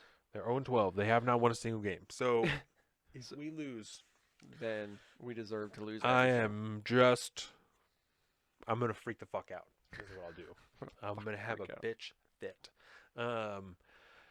Yeah, so it was pretty bad, but I look forward to this week. It should be good. Yeah, it should be good. Yeah. On top of that, Oregon was supposed to play UW this week. The game got canceled because so many people at UW have COVID that they can't field a full team. Yes. So there is no UW Ducks game this week, which fucking really sucks because that's always one of my favorite games. Yeah. Always one of my favorite games. Not happening this week. So all I have to look forward to is fantasy playoffs. This league that we're in is really the only one that I actually feel confident in. All the other Okay. leagues, I'm like, I could win, but this one, I'm like, I'm fucking taking this. I want this so bad. So bad. I haven't won since the first year of this league. I've been the commissioner of this league for 5 years now. I Yep. need to win again, right? I'm pretty certain I need that. This is year 5 of this league. See, I think we need to amend some rules next year because we always have this unwritten rule about paying back the commish. I feel Right, like which is if the never- commissioner should wins, maybe he should, no. Which is funny because just earlier today I was talking to Jordan. I was like, I don't even know that I'll give the runner-up their money back if I win. And she said, that's bad karma. And I was like, I know. Said, but I don't know that I'll do it. But I feel like I probably will. Mhm. But in that moment that I was holding the jar, that was really only $5.50 because I got a little bit left. Yeah. I was like, I might do it. Like I might just keep all this and tell that person to eat a dick. But I forgot that I have got the commish money back the last couple of years. But that's because you it's honest. been Lacey and Casey, like a couple true. the last 3 years. So Well, and okay. Boston Casey didn't make it in. He's not in the playoffs, but Yeah. Lacey is in the playoffs. Lacey is in the playoffs because she had 10 more points than Jordan overall over the season, right? So the tiebreakers to get into the playoffs for the seeding Mhm. was points overall over the season. Jordan, Lacey, Isaiah, and like 3 other people all had the same record because of the way this shit played out last week. And I was like, oh, you're going to be in because you have more points than Isaiah, and you won by more points than Isaiah won by. And so you're all going to be good. I didn't look at Lacey's game. Lacey scored 10 more points, beat Jordan into the playoffs by 10 fucking points. Savage. Oh, it was horrible. Jordan battled to get to that towards the end of the season. Bro. Yeah, horrible. I felt terrible. But it is what it is. So I'm trying to take that 7 home. Okay. I had like this strange idea I was trying to work out in my head. Oh, sorry. I was going to say, because it'd be one thing if you were somebody that just happened to be wicked good at fantasy or whatever it was and you constantly won as the Yeah. commissioner, I was like, there'd be a cool thing. Like, let's say if you did not choose to give the second place person their money back, right? Yes. What if instead of that rule being like the thing, because I mean, let's be real here. There ain't no points for second place or winners and losers. Right. Right? So instead of everybody giving back the money to the second place guy, what if we put back that money, that second place person's money, back into the jar to make you sweeten the pot for next year. Ooh. Right? But mind you, it cancels itself out right then Right. and there. It's always just, one extra person's money in there. Yeah. But Well, so Chad Piazzik was at my house earlier this week for dinner and to chop up his fantasy money, and we were talking about the league and different stuff we're gonna do. And so I want to try out some different stuff next year. I want to try out Yahoo instead of ESPN. There's been a lot of people that had issues with the app this year since I updated ESPN. So at least 6 people I've I've tell done me the they've had Yahoo issues with it. one time, I think. Did you like I Yahoo? didn't It was have a couple years ago. Yeah, that was my first ever Yeah. time in fantasy, so there was a learning curve. But I remember it being very simple and easy to use. Yeah, so I think we'll try Yahoo. There was something else that Getting I rid of wanted to kickers. do. I'm gonna try again. I really don't want kickers anymore. I'm really sick of that shit. But I understand. I've won games off kickers this year, so I understand the benefit to it. But I also am so fucking sick of dealing with them that I do. Oh, I'm gonna add a bench spot. We're gonna have one more bench spot next year for sure. Mhm. And That would be then nice. Chad said that he would Just really because the amount of people we have. yeah. Yeah. Chad said he would really like to see the pot be larger. Yeah. Chad So I was trying to said think, how do he we would sweeten really that deal? like for it to be a cool grand. And I have this is the first year that I haven't raised it, that I haven't raised the buy-in. Mhm. So it's been $700 the last 2 years. Next year we're definitely going to go to $60 for sure. Yep. And we'll add another $140. It'll be the league of $840, and we'll see how everyone feels about that, And the following year will be $980. We'll be just shy of $1,000 if we're all putting in $70. You know what we need to do? We need to find enough people that we could potentially field, 2 full leagues, and then we create an actual commissioning body Yeah. with A you know, a board. number of members, you know, say like 3 Yes. members from each of the leagues, Yes. including the top commissioner spot as the tiebreaker on the Savage. top. Yes. And then we can and then that combined, then there's multiple leagues running, right? So but then you just think of each of those leagues as essentially separate divisions. Right. Right. And then the people Whoever who wins. then whoever makes it into the playoffs in Mhm. both leagues are in one league together next year, and the remainders are in the second Yep. league. It's like a winners and losers league Yep. almost. And then even then Oh God, that's a good Yep. idea. And then even then that pot still only goes to the winner of the Oh, see, that would be the problem. Because then there's 2 pots that you got to deal with, but realistically it would be 1 because we're creating the Grand Commission over top. But how do you? Because it would be tough if you did the only. Because then you'd need the 2 players, the top players from each division. And you can't just do whoever scores the most No. points between those 2 winners. No. You know, that doesn't seem like a fair way to do it. That's a good. Okay, What so about overall points through the season or season? something? Yeah, we would have That to might come be up like something. with our own tiebreakers of Yeah. like record, most points. Yep. And then it would have to be, we could almost do a ratio of points for versus points against. How bad did you beat your opponents, and Yeah. how difficult were your Yeah, opponents? take that percentage. So, but then we need the commission to come up with. We need the commission to write down those bylaws as Yeah. how we run the overall Yeah. league. in Because these if we various got divisions. 2 more people, then we could have 2 8-man leagues. Mhm. And then the teams in an 8-man league are stacked. Fucking stacked That would in be 8 money. men. Yeah. And so everybody has fat ass teams. That is a decent that's a good idea. Because you just double your money at that point. Yeah. That's a good idea. I think we can do this. Yeah, we can downsize the league, get a few more people in, and we can create a different style. Yeah. We might be accidentally starting like a gambling ring, but that's okay. Well, so How does Jordan's best friend Kaylee is married to a guy named Scott, right? And Mhm. Scott is actually in a 40-man league that does something similar to what you're talking about. That's 4 10-man leagues that all. So maybe I'll pick Scott's brain about like how do you guys figure this out in the playoffs? Like what's the winner? Yep. But I know they also do like a whole weekend of drafting. Like he goes away for a weekend. They live in Florida now. He flies back here for the weekend for the fantasy drafts. Yeah. Oh, row. Yeah, to throw this because it's like Oh, yeah. several $100s that he's putting into the Mhm. pot to this big league. So, That yeah, is- yeah. And you know the nice thing is you can essentially recruit other leagues that would like to participate, Yeah. and then you get representatives from their league onto the board. Well, and we're finally at a size of the league now where like everybody's committed. Like we've weeded out everybody who doesn't give a shit. Everybody is still setting their lineups every week. Everything is like it's competitive. I'm a big fan of this concept. Man, that's a fucking good idea, bro. I'm full of them today, That's bro. a good Look at idea. this. Episode 99 got me on fire. I'm gonna start talking to people about that as I see That's a them. cool idea. What do you think about separating into 2 leagues that feed into? How fun would it be to sit there and like chop it up on the council to try to come up with these rules? That seems really fun. Oh to me. my It's like creating a little God. mini government. Look at that. Oh my God, I'm beaming. That's such a fucking good idea. That sounds like Oh, a lot that's of such fun, a good too, idea. right? So, and I love that so much. Okay, so I love that so much. Oh. Okay. So Colin and I are both in the playoffs. Who are you playing this week in the playoffs? You're playing the comeback kid. That's Yep.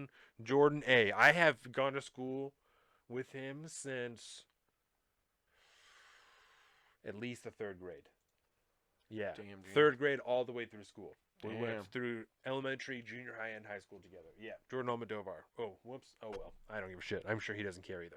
He's in the league. He's Talk all cool. the time. Yeah. No, he doesn't care. So, Oh, yeah. man. Yeah, it's going to be a Tough. tough one for He me, has a man. good squad. He has I beat him by like 0.2 points or whatever. That's the yeah. guy that like just his kicker had he needed 1 more point to beat me. I beat him by like 0.2 points. I think I've played him once before, I believe. And Yeah. I believe that I fucked on him hard, but I think You it have a was good because squad. it was early on, and I had the dream team going, and I'm pretty sure he got like super screwed by injuries or something like that, and some Yeah. people like dropped out partway through the game. I think he got really screwed, but I think I ran a train on him the first time. So You we'll have a find good out. squad, and you have some good matchups. Dude, even last week's game, I had, that was like the worst bye week I had. I had like 4 bye weeks I had to fill. Right. And injuries Right. so I had to do some crazy maneuvers and try to get trades and blah blah blah, and I picked up a bunch of, and I barely, I mean, I didn't lose as nearly as bad as I thought I did or I was Yeah. going to. It could have been devastating, but I kept my points average still pretty high, which was nice, Yeah. I like to keep that statistic continually going. But yeah, like I got Kirk Cousins going up against Tyler Murray, which is a thing. But because Minnesota's playing Tampa Bay, and I don't think that's a great matchup for what it is. And then Arizona ain't great, but they're going against the Giants, so there's probably some points to be had there. The Giants' defense is tough, bro. That's what got us last week, is that their defense is actually good. Their offense is for shit. Yeah. But if they can keep you off the field for long enough. So it's not necessarily, so I got a little bit of hope there then at least.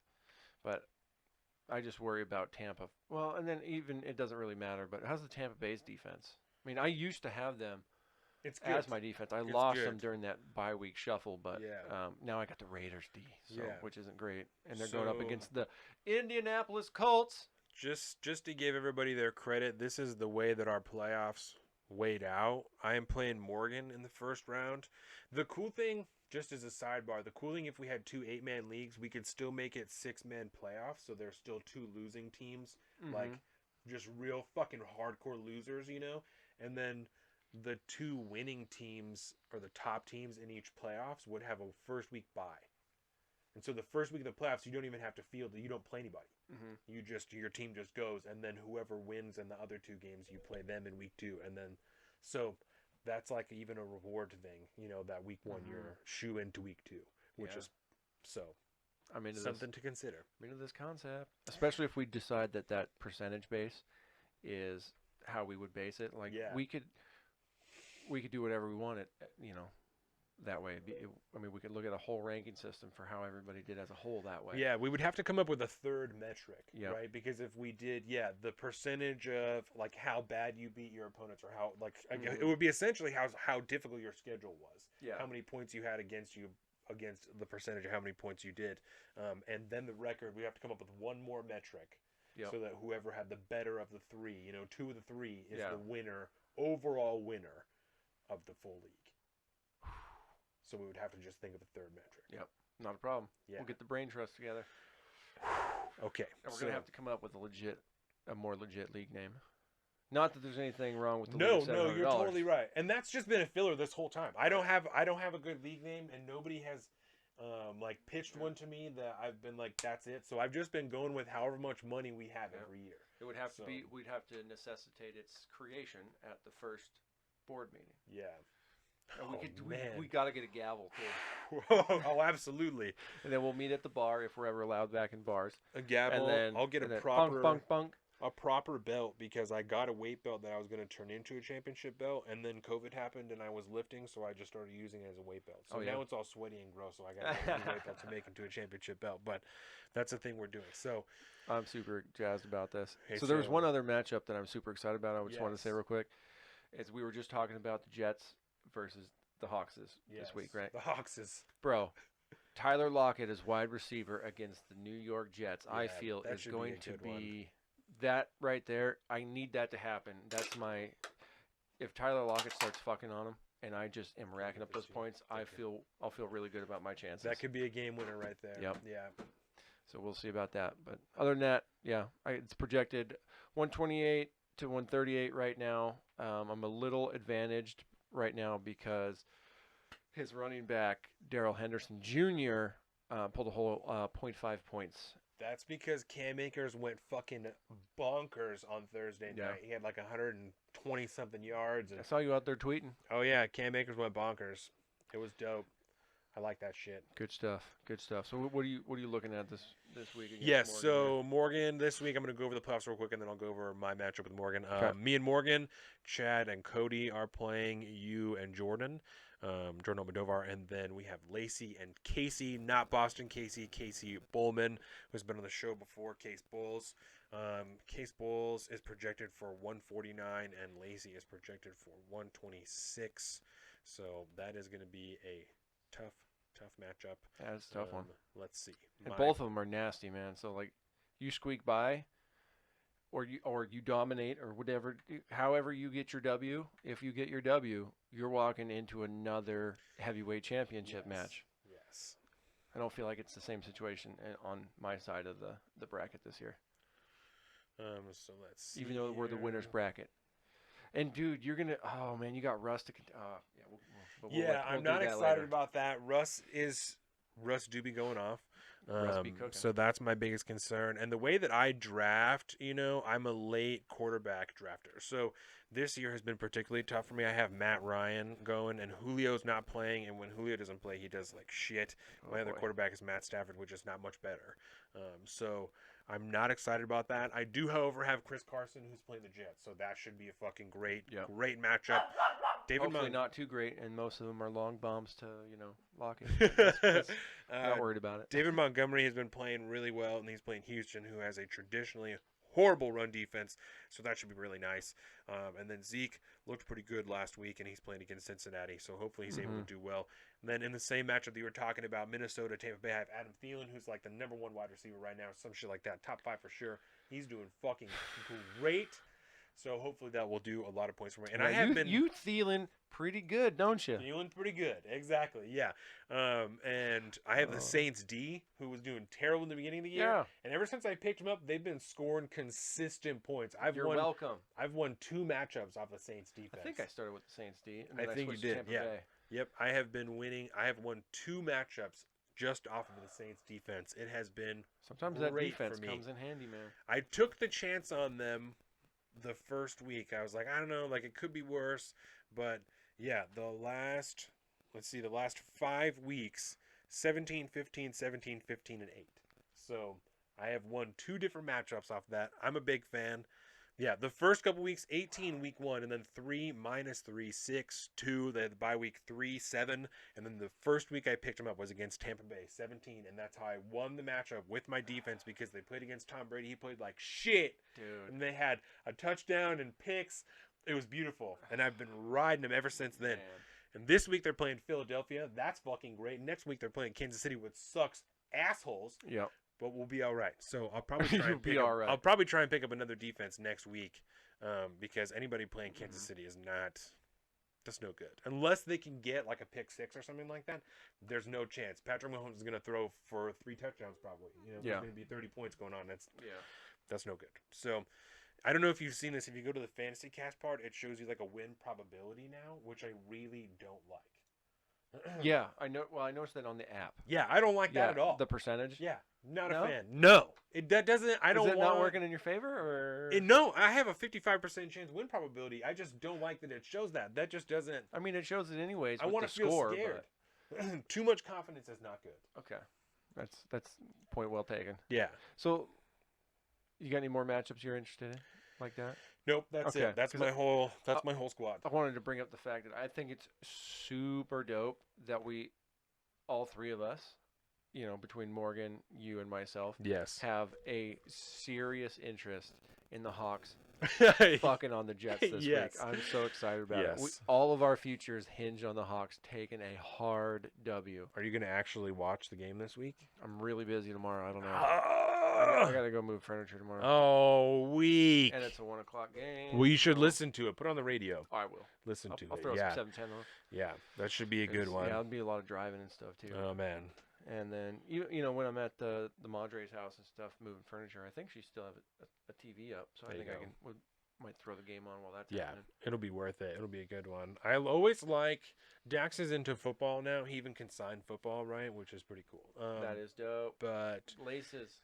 Yeah, as long as I'm sitting on the floor, he's cool to watch football. He'll sit like in my lap or go to my legs and just kind of lean back, and he'll watch game. Yeah. But it's always better when the Hawks play at 1 because he goes down like right when the game starts, and then he's waking up usually at the tail end of it. Yep. So he's awake and like jazzed enough to watch football that he'll tolerate the last few minutes of it, and then we'll usually go and do something on Sundays. Tomorrow we're gonna go to the mall, so we'll hang out in the morning after I get home from work, and then we'll watch the game and It's great. Most I definitely. usually let him watch whatever he wants, but Sundays for football. It's football. In our house, and that's how I live my life, and so that's how That's my how I family live my lives life. their life. It's That's right. football on Sundays, so it's good. I'm really excited. This is going to be a good first rounder. We forgot to hit it during the show, like we always do, but please leave us ratings and review if you're listening to the show. We really need to just set the timer. We really need to set a 30-minute timer. We did good having an intro with it, which we haven't been You doing. did an excellent job. Yeah, big fan of that. But yeah, we need to do it one more time. Yeah, so if you're listening to this, if you're watching on YouTube, leave us a rating and review. Give us a thumbs up, a comment on the YouTube video. That is huge for us. Huge. Thumbs That's up. the biggest thing. If you're watching any of the and shorts. Huge shout out to Zach because he's my homie and he got up in the comments, Yes. and that's super awesome. So I'm going to get in them comments after we wrap up today. Excuse me. So, and I'm going to be doing that a lot more on these YouTube videos. There's been a lot of craziness going on with the house and this, that, and the other thing, and then the COVID thing, and the whole thing kind of got crazy, but we're kind of normality has been restored, and so we're gonna be hitting those clips and stuff on the YouTubes. I'm thinking we did it once before. I'm gonna keep doing it. The sports segment is always going to be a clip. Yeah. Always going to be, or no, we're gonna call them shorts now because Larry the Tax Guy says shorts is the way to be. And Larry the Tax Man is Larry the Tax Man, so I'm going to listen to him and take his advice because he makes people money. So why not? And then we're going to start the league, so that's going to be a thing. That's going to be great. I'm That's so going to be excited really about it. good. We could probably get Larry in there and just take his money. He said he's terrible at fantasy football. We'll just take his money every year. So Larry would take it serious. If you're listening to this, Larry, let us know if you're interested in a 2-tiered 8-man fantasy league. That's such a fucking good idea. How many I'm people so do we have now? jazzed. We have 14. So we only more. need 2 more. That is cakes. That's super easy. That's cake to pick up. We could probably get let's get Jake on the hot seat too. I think no more Team Jam. Yeah. We need separation here. Mm-hmm. We're divorcing Team Jam. Yeah, they got their house squared away. They're married. They're not having kids anytime soon. So Jake's got time. Football. You want it, baby. Football time. If you're listening, Jake, football time. And then with Larry and Jake added to the pile, we are in business. Oh man, that's good. Yep. And if Larry's the only one drafting over the phone, I would do that. There was one year we had 3 people drafting over the phone, and I'll never do that again. Yeah. But I would do one. Especially if it's an 8-man league. Yep. I would do one person over the phone. That's easy enough for me to handle. 14 teams. I cannot help anybody else with their team. There's way too much shit for me to try and focus on to make sure that my shit is legit. Yeah.